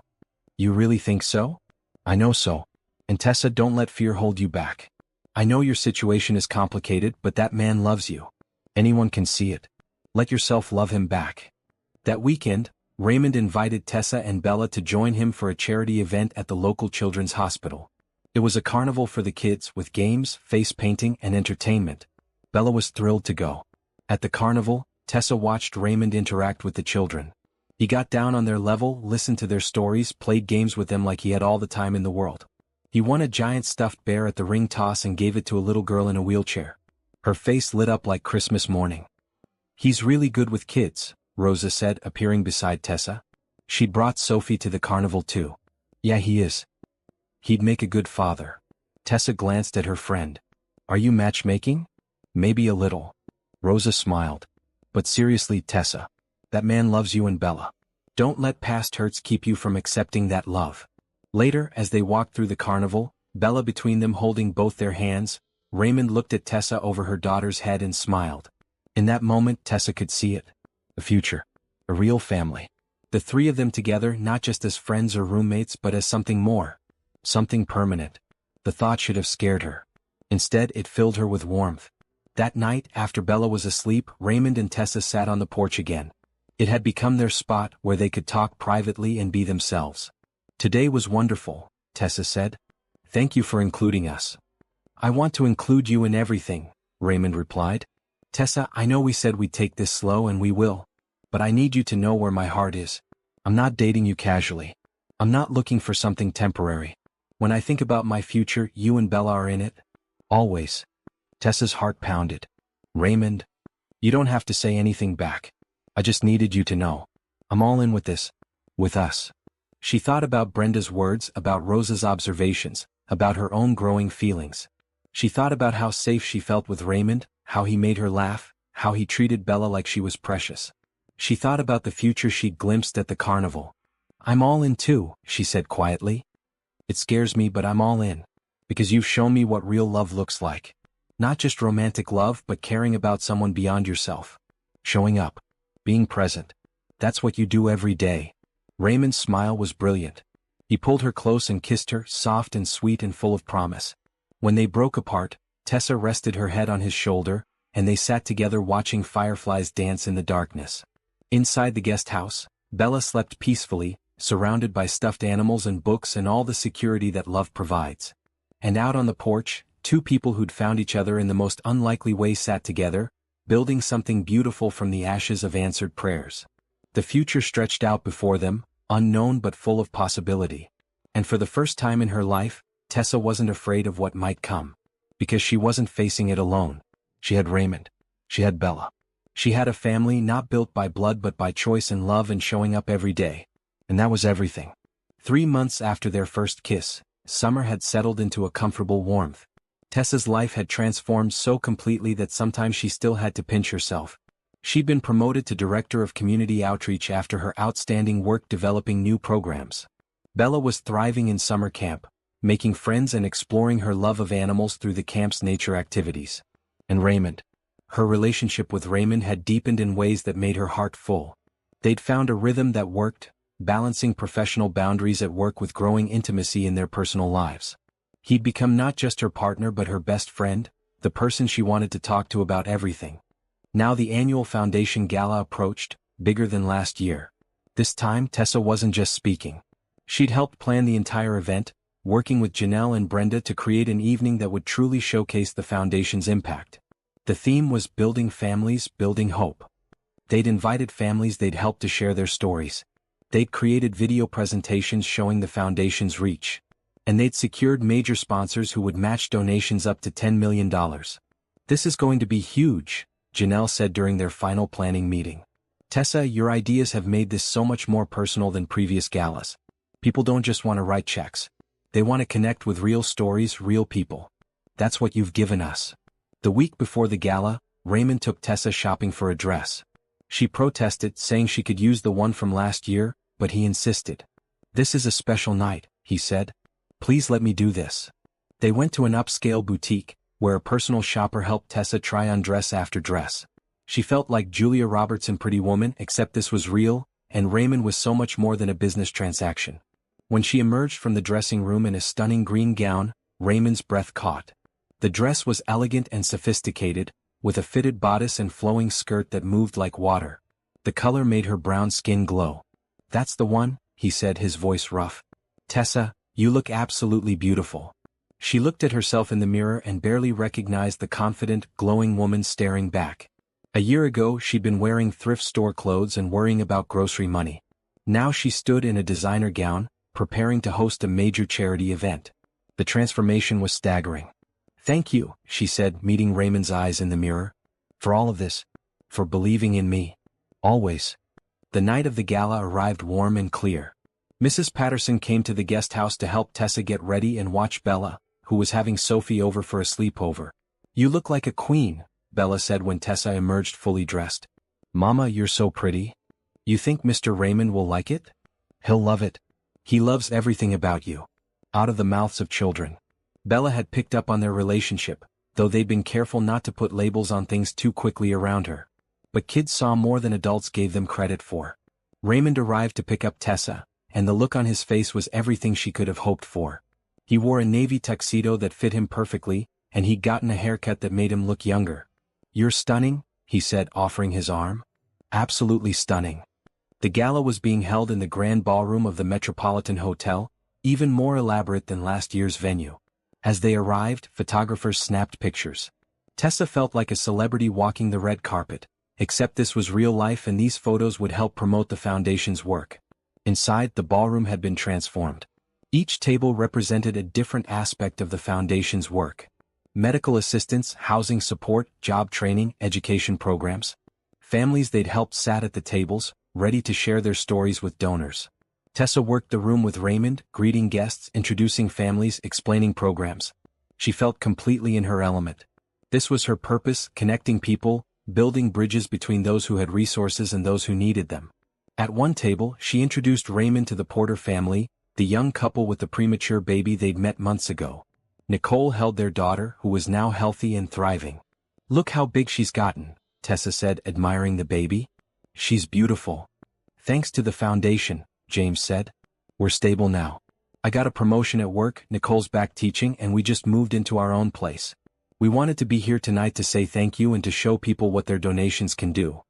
At another table, Carol Stevens, the woman who'd gotten her medical coding certification, introduced Tessa to her 2 children. "My kids are doing so much better now that I have a stable job with benefits. My son is in soccer, my daughter is in art classes. We're living, not just surviving." Each story filled Tessa with pride and purpose. This was why the foundation existed. Not just to give money but to give people a chance to rebuild their lives with dignity. During dinner, Raymond stood to give his opening remarks. He talked about the foundation's growth, about the lives they'd touched, about the importance of community support. Then he did something unexpected. "This past year has been transformational for the foundation," he said. "We've helped more families than ever before, launched new programs and expanded our reach. But the real transformation has been in me personally. A year ago, I walked into a church feeling lost, questioning the purpose of my success. Then I heard someone praying, someone who needed help desperately. That person was Tessa Wright." He gestured to where Tessa sat, her heart pounding. "Tessa and her daughter Bella came into my life at exactly the right moment. They reminded me why I built this foundation. They showed me what real strength looks like. And Tessa has become not just an invaluable member of our team but someone I deeply admire and care about." The room was silent, everyone listening. Tonight, Tessa will tell you her story and share what the foundation has meant to her family. But I want you to know that she's not just someone we helped. She's someone who helps us every single day. She's the heart of this foundation now, and I'm grateful for her beyond measure. Tessa stood, her legs shaking slightly, and made her way to the stage. Raymond squeezed her hand as she passed. At the microphone, she looked out at the sea of faces and took a breath. "A year ago I was drowning. Not in water but in bills, in fear, in the exhaustion of working 3 jobs and still not having enough to keep my daughter healthy. I went to a church to pray because I had nowhere else to turn." And Raymond heard that prayer. She told her story, but this time she added more details. She talked about the shame of not being able to provide for Bella, the terror of facing eviction, the heartbreak of choosing between medicine and food. She didn't hold back, and the room was completely silent as she spoke. "Raymond didn't just pay my bills. He gave me purpose. He gave me a job where I could help other families like mine. He gave me back my dignity and my hope. And more than that, he taught me something important. He taught me that kindness isn't weakness. That helping others isn't charity, it's humanity. That we're all just one crisis away from needing help, and we should never be ashamed to accept it." She looked directly at Raymond. This foundation saved my life. But more than that, it showed me what real love looks like. Love isn't just words or feelings. It's action. It's showing up. It's caring about someone else's struggle as much as your own. That's what Raymond does every day. That's what this foundation represents. And that's why your donations tonight matter so much. The applause was thunderous. Tessa left the stage and Raymond met her at the bottom, pulling her into a hug. That was perfect, he whispered. You're perfect. Throughout the rest of the evening, donors approached Tessa to tell her how moving her speech was. The auction raised record amounts. By the end of the night, they'd exceeded their goal, raising $12 million. This is incredible, Janelle said, looking at the final numbers. Tessa, your speech made the difference. People connected with your honesty. As the crowd thinned, Raymond led Tessa outside to the same terrace where they'd shared their first kiss a year ago. The city sparkled below them and the summer air was warm and perfect. This view never gets old, Tessa said, leaning against the railing. Neither do you. Raymond stood beside her, taking her hand. Tessa, this past year has been the best of my life. Working with you, watching Bella grow, building something real together. I don't want it to end. It doesn't have to end. That's what I'm hoping. He turned to face her, and Tessa saw nervousness in his eyes. I know we said we'd take things slow, and we have. But I also know what I feel. I know what I want. And what I want is you and Bella in my life permanently. Tessa's heart raced. Raymond, I'm not proposing tonight, he said quickly. I know it's too soon for that. But I am asking if you can see a future with me. A real future, not just as colleagues or friends, but as partners. As a family. She thought about everything they'd built together. The trust, the respect, the love that had grown slowly and steadily over the past year. She thought about how he treated Bella like she was precious, how he made Tessa feel valued and seen. She thought about the life they'd created, full of purpose and meaning and joy. Yes, she said. I can see that future. I want that future. Raymond's smile was brilliant. He cupped her face in his hands and kissed her, deep and sweet and full of promise. When they pulled apart, Tessa was grinning. So what does this mean? She asked. Are we officially together? Like, committed and serious and telling people? If you want to be. I'm ready if you are. I'm ready. They stayed on the terrace for another hour, making plans and dreaming about the future. Raymond wanted to take her and Bella on vacation, maybe to the beach or the mountains. Tessa wanted to expand the foundation's programs, maybe open satellite offices in other cities. They talked about celebrating Bella's 9th birthday next month, about the holidays coming up, about all the ordinary, beautiful moments that make up a life. When they finally left, Raymond drove her home the long way, through the city streets, just to spend more time together. At her door, he kissed her goodnight. I'm falling in love with you, he said softly. Just so you know. Tessa's heart soared. I'm falling in love with you too. After he left, Tessa floated into the house. The girls were asleep in Bella's room, sprawled across the bed with Sophie's arm thrown over Bella's stuffed elephant. Mrs. Patterson dozed on the couch and Tessa gently woke her. How was the gala, dear? Perfect. Absolutely perfect. Mrs. Patterson smiled knowingly. I'm glad. You deserve perfect. Both of you do. After she left, Tessa changed into pajamas and stood in the doorway of Bella's room, watching her daughter sleep. She thought about how far they'd come, about the prayer in the church that had started everything, about the incredible man who'd heard that prayer and changed their lives. Thank you, she whispered. Thank you for bringing Raymond into our lives. Thank you for giving us this beautiful family. Thank you for teaching me that it's okay to accept help, to trust, to love again. She climbed into bed and for the first time in her life, Tessa felt completely, totally secure. She had a home, a job she loved, a healthy daughter and a man who loved them both. She had a family not by blood but by choice. And as she drifted off to sleep, she knew with absolute certainty that this was just the beginning. The best was yet to come. The weeks following the gala should have been perfect, but Tessa found herself wrestling with unexpected anxiety. Everything in her life was good, too good, and she kept waiting for the other shoe to drop. She'd never had this much happiness, this much security, and part of her didn't trust it to last.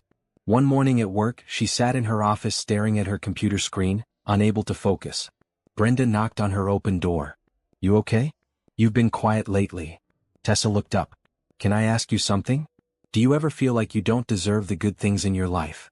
Brenda came in and closed the door, sitting across from Tessa's desk. Talk to me. What's going on? Everything with Raymond is amazing. He's kind, generous, he treats Bella like gold. We're talking about a real future together. But Brenda, I can't shake this feeling that I'm not enough for him. He could have anyone. Why would he choose a single mother with no degree, no money, no connections? What if he realizes he made a mistake? Girl? Brenda shook her head. First of all, stop talking about yourself like you're nothing. You're brilliant at this job. You've transformed how this foundation operates.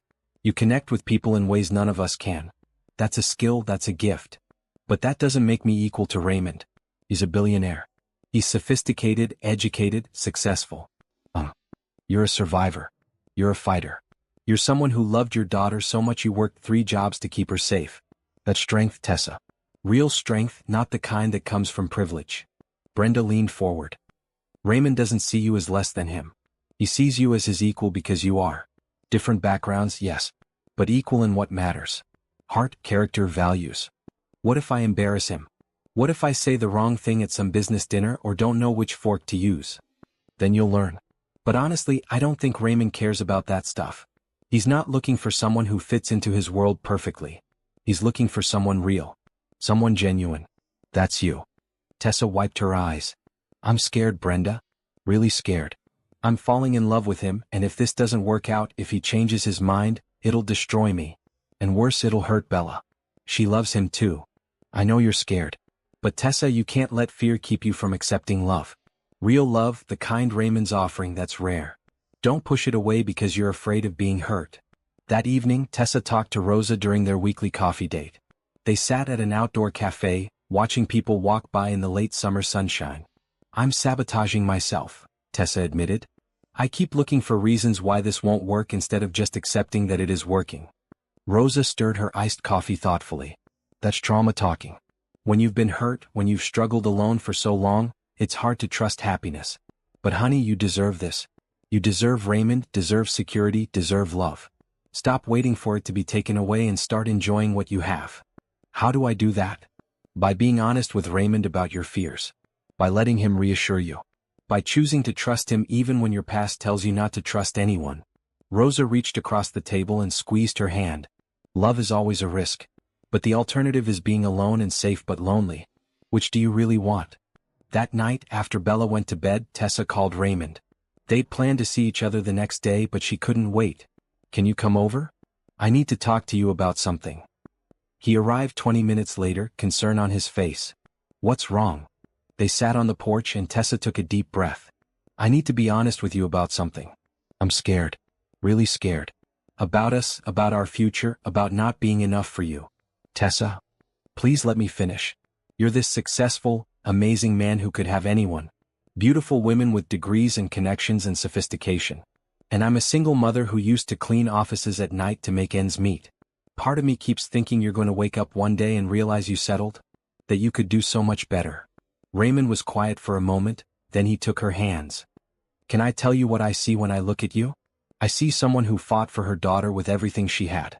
I see someone who never gave up, never stopped trying even when the odds were impossible. I see someone who walks into a room of strangers and makes them feel heard and valued. I see someone who's transformed our foundation's entire approach to helping people. He moved closer. Tessa, I don't want someone who fits perfectly into my world. My world was empty before you. I don't want sophistication or connections or whatever else you think I need. I want you. Your strength, your kindness, your laugh, the way you love Bella so fiercely.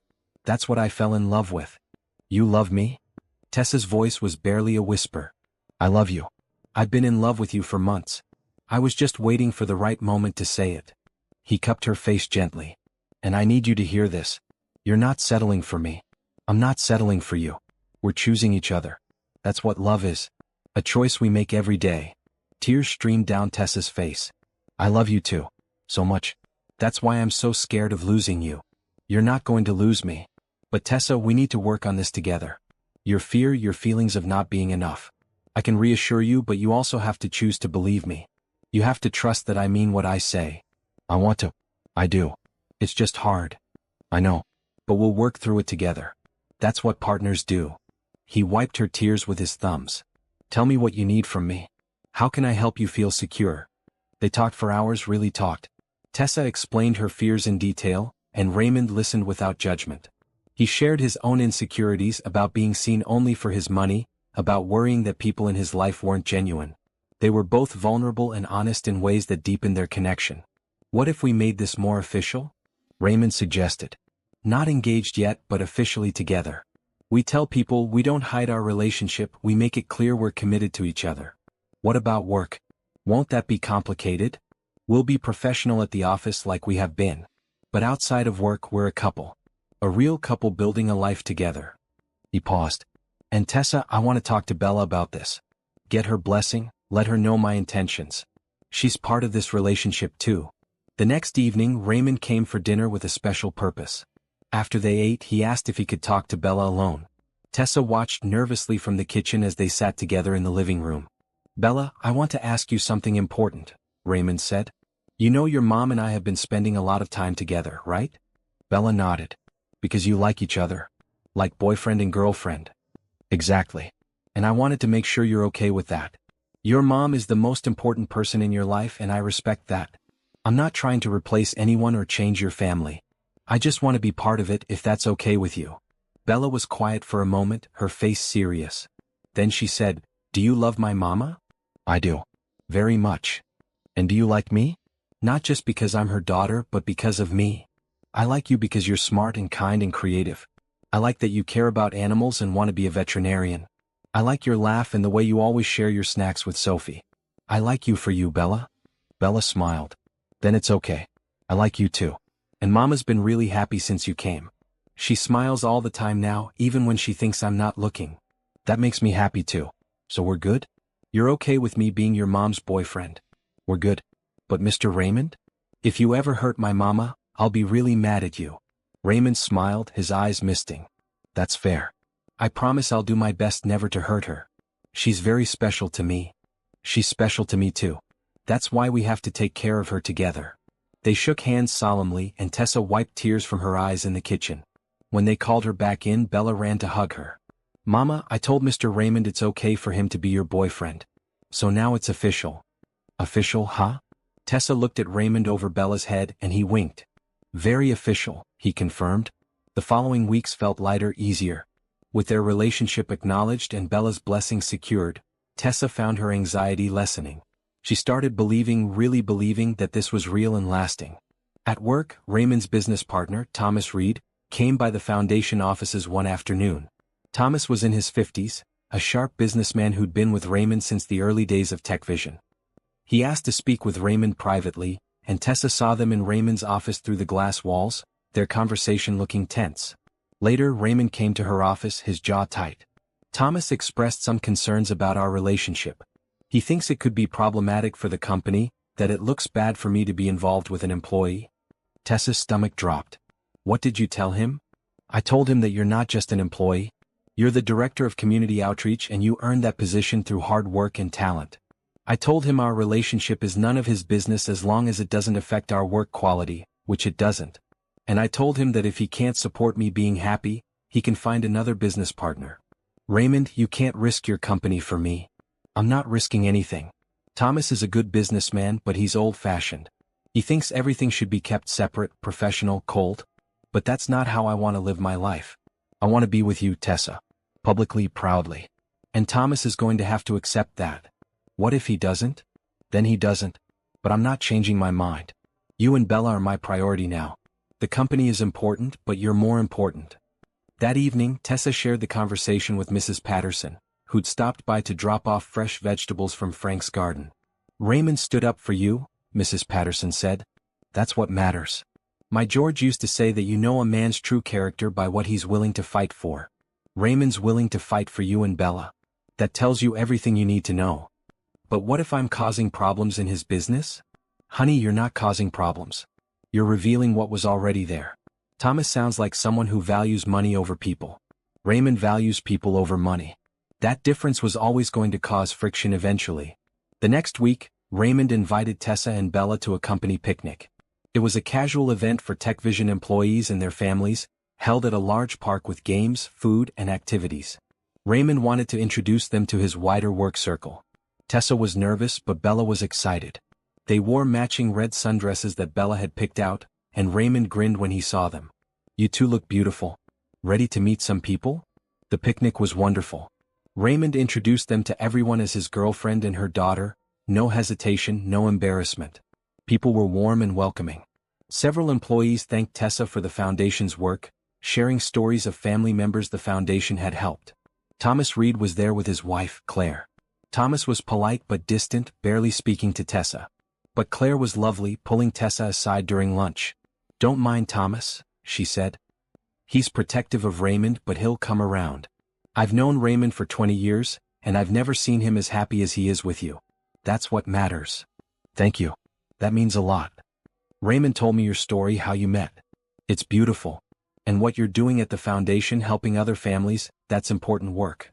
Thomas might not understand it, but I do. Keep doing what you're doing." By the end of the picnic, Tessa felt more confident.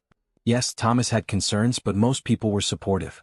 And Raymond had made it clear where he stood.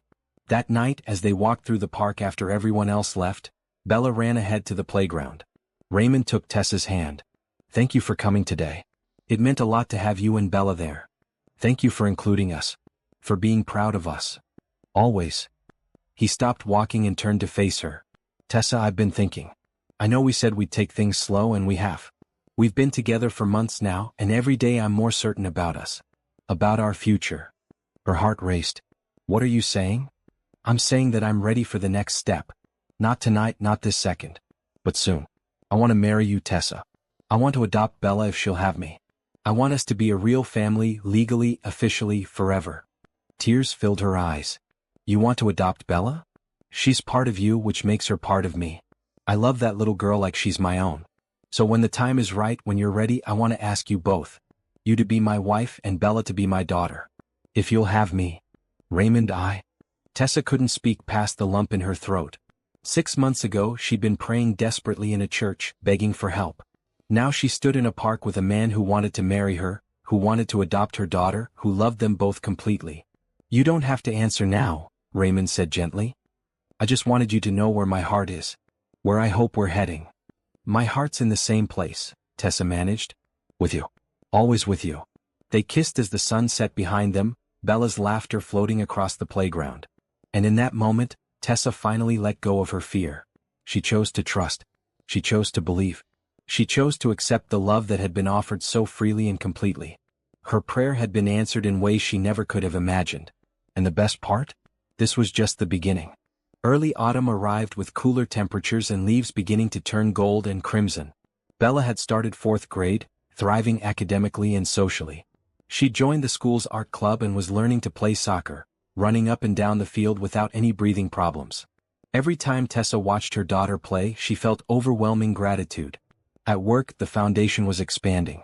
They'd opened a satellite office in the neighboring county and were serving twice as many families as the previous year. Tessa had hired 2 new staff members to help with outreach, and she was training them personally. "You're a natural leader," Kevin told her during a staff meeting. "These new hires worship you. You make everyone feel valued." Her relationship with Raymond had deepened into something solid and real. They spent almost every evening together, either at the guest house or the main house. Mrs. Patterson had started referring to them as the family, and it felt right. Natural. One Saturday morning in late September, Raymond picked up Tessa and Bella for what he said would be a surprise day trip. He'd been mysterious all week, refusing to give details. "Where are we going?" Bella asked for the 10th time as they drove out of the city. "You'll see," Raymond said, smiling. They drove for about an hour, through countryside that grew increasingly beautiful. Rolling hills, farms, horses grazing in fields. Finally, Raymond turned down a long driveway that led to a stunning property. A large house sat on several acres with a barn, gardens, and what looked like pastures. "What is this place?" Tessa asked. "Come see." He led them on a tour of the property. The house was beautiful but not ostentatious, with large windows that let in natural light and a kitchen that opened to a family room with a fireplace. Upstairs were 5 bedrooms, including one that would be perfect for Bella. Outside, the barn had been converted into an art studio on one side and a home office on the other. The pastures were empty but clearly maintained. "Raymond, whose property is this?" Tessa asked. "It could be ours. If you want it." He took her hands. "I know the guest house has been great, but I've been thinking about the future. About us building a real life together. This place came on the market last month and I couldn't stop thinking about it. Can you picture us here? Bella having space to run and play, maybe getting that dog she's been asking for. You having room for a real garden. all of us having space to grow. Bella ran up, breathless with excitement. Mama, there's a treehouse in the back. And the barn is so cool. Can we really live here? Baby, Mr. Raymond and I need to talk about this. Actually, Raymond knelt down to Bella's level. I wanted to ask you something first, if that's okay with your mom. He pulled a small box from his pocket and Tessa's breath caught. But when he opened it, there were 2 rings inside. One was a beautiful engagement ring with a single diamond. The other was a smaller ring, clearly meant for a child. Bella, Raymond said, his voice shaking slightly. I love your mom very much and I love you very much. You two are my family and I want to make that official. So I'm asking both of you. Tessa, will you marry me? And Bella, will you let me adopt you? Will you both be my family legally and forever? Bella's eyes went huge. She looked at Tessa, who had tears streaming down her face. Mama, can I say yes? Please, can I say yes? Tessa knelt beside Raymond, pulling Bella into a hug. Yes. Yes to all of it. The marriage, the adoption, this house, all of it. Yes. Really? Bella bounced up and down. Really, really? Really, really, Tessa confirmed, laughing through her tears. Raymond slid the engagement ring on Tessa's finger, then slipped the smaller ring on Bella's finger. This is a promise ring, he told Bella. It means I promise to love you and your mom forever. To be there for you, to take care of you, to be the best father I can be. Bella threw her arms around his neck. I always wanted a dad. And you're the best one I could have imagined. Raymond hugged her tight, and over Bella's shoulder he met Tessa's eyes. The love there, the commitment, the certainty, it took her breath away. They spent the rest of the day exploring the property, making plans, dreaming about their future. Bella claimed the bedroom with the window seat, already planning how she'd decorate it. They walked the trails through the trees, sat by the pond, imagined where they'd plant a vegetable garden. When can we move in? Bella asked. Well, I need to buy it first, Raymond said, laughing. But if your mom agrees, maybe by Christmas? We could have our first Christmas here as a family. I agree, Tessa said. Absolutely, I agree. On the drive home, Bella fell asleep in the back seat, exhausted from excitement and running around the property. Raymond reached over and took Tessa's hand. Are you happy? Really happy? I'm more than happy. I don't even have words for what I am. She looked at the ring on her finger, simple but beautiful. Raymond, you didn't have to buy a whole house. I wanted to. I want to give you and Bella everything you deserve. A real home, stability, space to grow. And honestly, I wanted to. I want to wake up with you every morning, have breakfast with Bella, come home to you both every night. The guest house was great for starting out, but this, a place that's ours together, that's what I want. What about your house? The main house. I'll keep it for now, maybe use it for the foundation's events or guest housing. But this new place, this is where I want to build our life. That evening they told Mrs. Patterson the news. She cried happy tears and hugged them all. George would have been so thrilled. He always said Raymond needed a family. Now he has one. Over the next few days they told the rest of their circle. Brenda screamed with excitement and immediately started planning an engagement party. Rosa cried and said she'd known from the beginning they were meant to be together. Janelle organized a celebration at the foundation office with cake and champagne. Even Thomas Reed, Raymond's business partner, seemed to soften. He pulled Raymond aside at the office celebration. I owe you an apology. And I owe Tessa one too. I was wrong to question your relationship. Seeing you this happy, seeing how good she is for you and for the company, I was wrong. I'm sorry. Thank you, Thomas. That means a lot. For what it's worth, I think you're making the right choice. She's special. Hold on to that. The weeks flew by in a flurry of planning. They set a wedding date for December, a small ceremony in the same church where they'd first met. They started the adoption process for Bella, which would be finalized after the wedding. They closed on the new house in October and began the process of making it their home. Bella threw herself into decorating her new room, choosing purple walls and filling the bookshelves with her growing collection of animal books. Tessa and Raymond spent weekends furniture shopping, picking out pieces together, building their home bit by bit. One Saturday afternoon, as they assembled a bookshelf in the living room, Tessa sat back and looked around. Sunlight streamed through the windows.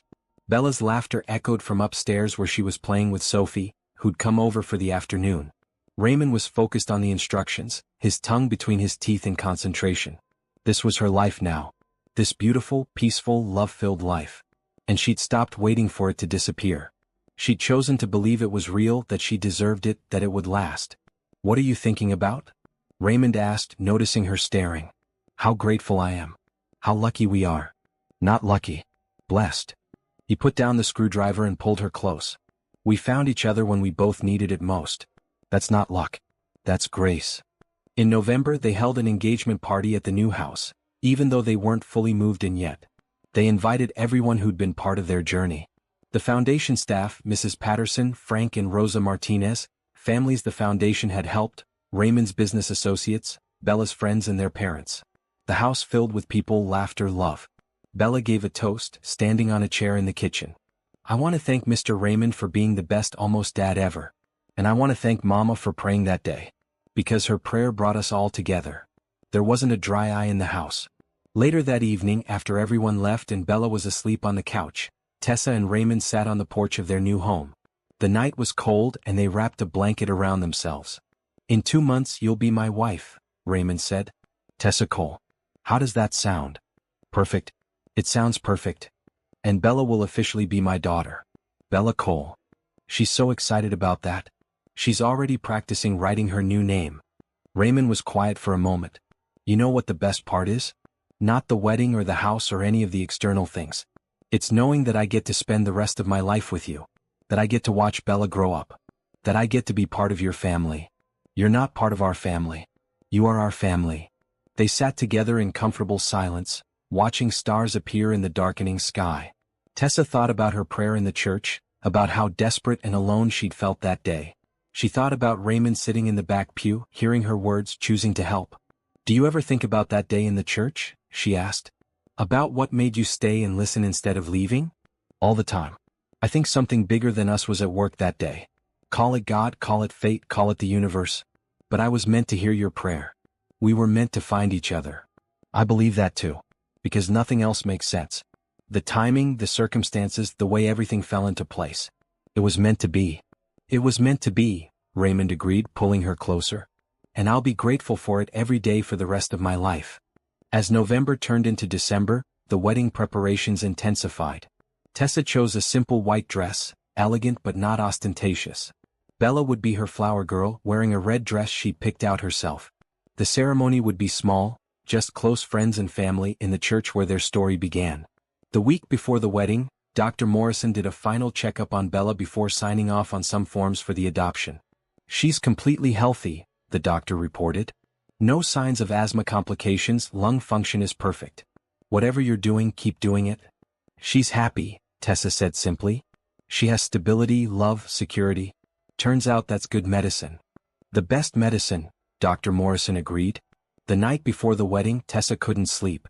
She walked through the new house, now fully furnished and decorated, touching furniture, looking at pictures they'd already hung on the walls. This was real. This was happening. Tomorrow she'd marry Raymond and they'd officially become a family. She found Bella awake too, sitting in her window seat and looking out at the moonlit yard. Can't sleep either? Tessa asked, sitting beside her. I'm too excited. Mama, tomorrow Mr. Raymond becomes my real dad. He does. Are you happy about that? So happy. I used to pray for a dad, you know, when I was little. I'd ask God to send me a dad who would love us and stay with us. And he did. He sent Mr. Raymond. Tessa hugged her daughter close. You're right. He did. Do you think I should call him Dad now? Instead of Mr. Raymond? I think he'd love that. But you should ask him. Make sure he's comfortable with it. I will. Tomorrow, after we're all officially family. They sat together in the window seat, watching the moon, mother and daughter, grateful and loved and safe. And across the property in the main house, Raymond sat awake too, thinking about the family he was gaining, the life he was beginning, the answered prayer that had changed everything. Tomorrow couldn't come fast enough. December arrived with the first real cold snap of winter, but the chill only made the upcoming wedding feel more magical. Snow dusted the ground on the morning of the ceremony, turning everything white and pristine. Tessa woke in the guest house one last time. Tomorrow she'd wake up as Mrs. Raymond Cole in their new house. Today was the bridge between her old life and her new one, and she wanted to savor every moment. Mrs. Patterson arrived early to help her get ready, bringing fresh flowers for her hair and the pearl necklace she'd worn at her own wedding. Something borrowed, she said, fastening it around Tessa's neck. George gave me this 50 years ago. It's seen a lifetime of love, and now it'll be part of your special day. Rosa came with Sophie, both dressed in beautiful dresses ready for the ceremony. Let me do your makeup, Rosa insisted.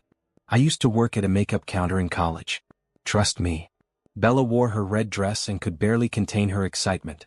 She twirled in front of the mirror, her flower girl basket already filled with rose petals. Mama, you look like a princess. Tessa looked at herself in the full-length mirror. The simple white dress fit perfectly, elegant and timeless. Her hair was styled in soft curls with small white flowers woven through. The pearl necklace added the perfect touch. She looked happy, radiant, loved. I can't believe this is happening, she whispered. Believe it, honey, Mrs. Patterson said. You deserve every bit of this happiness. At the church, Raymond waited nervously with Thomas Reed, who'd agreed to be his best man despite their earlier friction.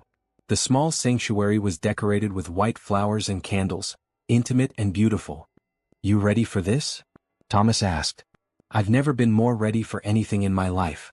The ceremony began at 2 o'clock. Sophie walked down the aisle first as a junior bridesmaid, followed by Bella scattering rose petals with careful concentration. Then Brenda, Tessa's maid of honor, in a beautiful blue dress. Finally, Tessa appeared at the back of the church.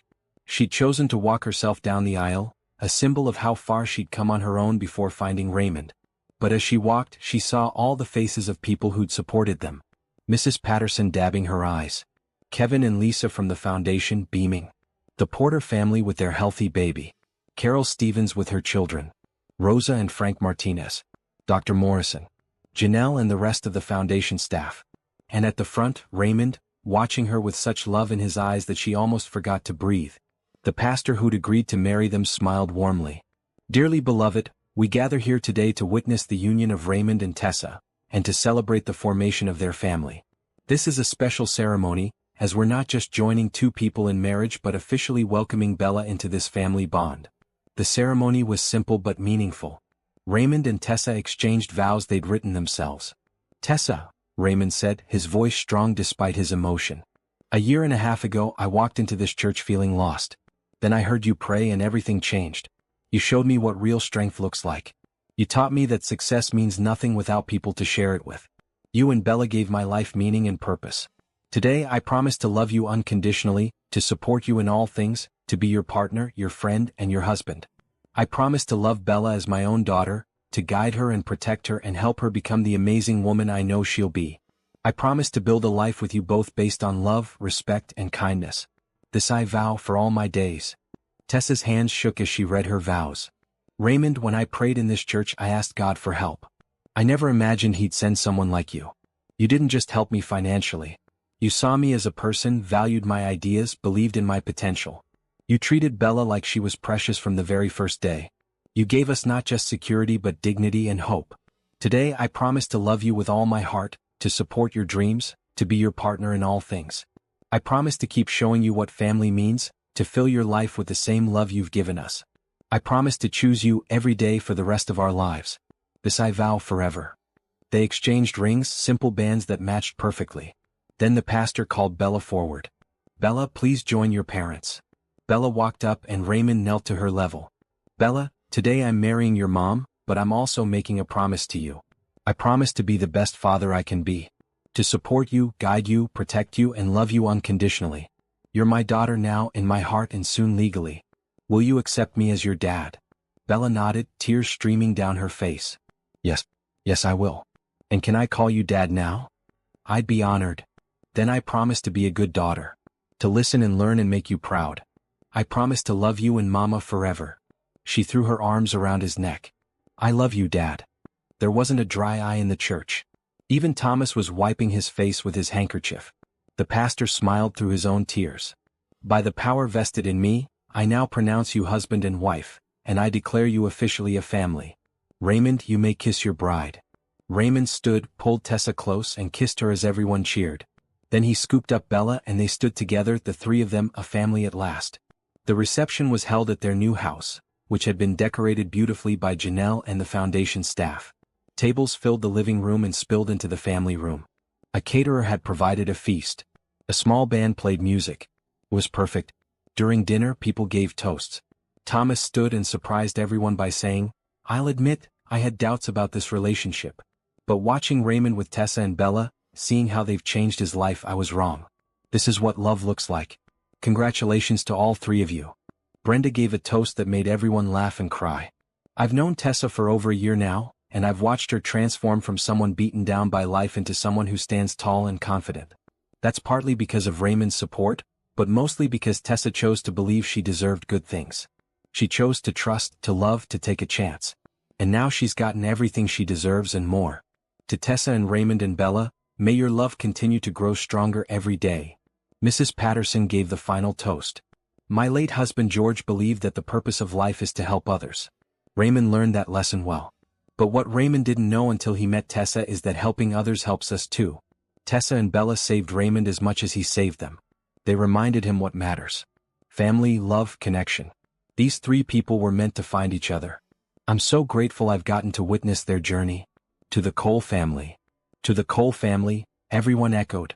After dinner, Raymond and Tessa had their first dance to a sweet, simple song about love and family. Then Raymond danced with Bella, holding her feet on his as they swayed to the music. Tessa watched them, her heart so full she thought it might burst. Later, as the party wound down and guests began to leave, Tessa stood on the porch of their new home, watching snow fall softly in the December darkness. Raymond came up behind her, wrapping his arms around her waist. Hello, Mrs. Cole. Hello, Mr. Cole. How does it feel? Like coming home. Like everything finally makes sense. She turned in his arms. Thank you. For hearing my prayer, for caring, for loving us. Thank you for letting me. For trusting me with your heart and your daughter. For building this family with me. Bella appeared in the doorway, still in her red dress, holding her stuffed elephant. Can we have hot chocolate? As a family? Absolutely, Raymond said, scooping her up. Let's go make hot chocolate. They went inside, and Tessa took one last look at the snowy night before following. Through the window, she could see Raymond and Bella in the kitchen, laughing as they searched for mugs. This was her life now. This beautiful, love-filled, secure life. 6 months later, the adoption was finalized. Bella became Bella Cole officially, and they celebrated with a party even bigger than the wedding. She proudly showed everyone her new birth certificate with Raymond listed as her father. The foundation continued to grow under Tessa's leadership. They helped hundreds of families that year, and Tessa trained volunteers to replicate their model in other cities. She gave speeches at conferences, sharing her story and inspiring others to approach charity with dignity and respect. Raymond scaled back his hours at TechVision to spend more time with his family. They had dinner together every night, took family vacations, made memories. He taught Bella how to ride a bike and helped her with her science fair project. He coached her soccer team and sat through countless school concerts and art shows. They got the dog Bella had wanted, a golden retriever puppy they named Chance. They started a vegetable garden that became Bella's special project. They hosted monthly dinners for foundation families, turning their home into a gathering place for people building new lives. One evening, almost 2 years after that prayer in the church, Tessa and Raymond sat on their porch watching Bella play with Chance in the yard. The dog barked happily as Bella threw a ball, both of them running through the grass in the golden late summer light. Do you ever think about how different life could have been? Tessa asked. If you hadn't been in that church that day? If you'd left before hearing my prayer? Sometimes. But honestly, I think we would have found each other somehow. Maybe not that day, but eventually. Some connections are meant to happen. I believe that too. Tessa leaned against him, content. You know what the best part is? We're not just living a happy ending. We're living a happy beginning. Every day is a new start, a new chance to love each other and Bella and build this life together. A happy beginning, Raymond repeated. I like that. Bella ran up to the porch, breathless and glowing. Dad, can we have a barbecue tomorrow? And invite Sophie's family and Mrs. Patterson? Sure, sweetheart. That sounds perfect. She ran off again, Chance barking at her heels, and Tessa smiled. This was her family. Her home. Her life. Built from a desperate prayer and a stranger's kindness, grown into something more beautiful than she'd ever imagined possible. I love you, she said to Raymond. I love you too. Always. As the sun set over their property, painting the sky in shades of gold and pink, the Cole family remained on the porch. 3 people who'd found each other when they needed it most, who'd built a family based on love and trust and showing up every day.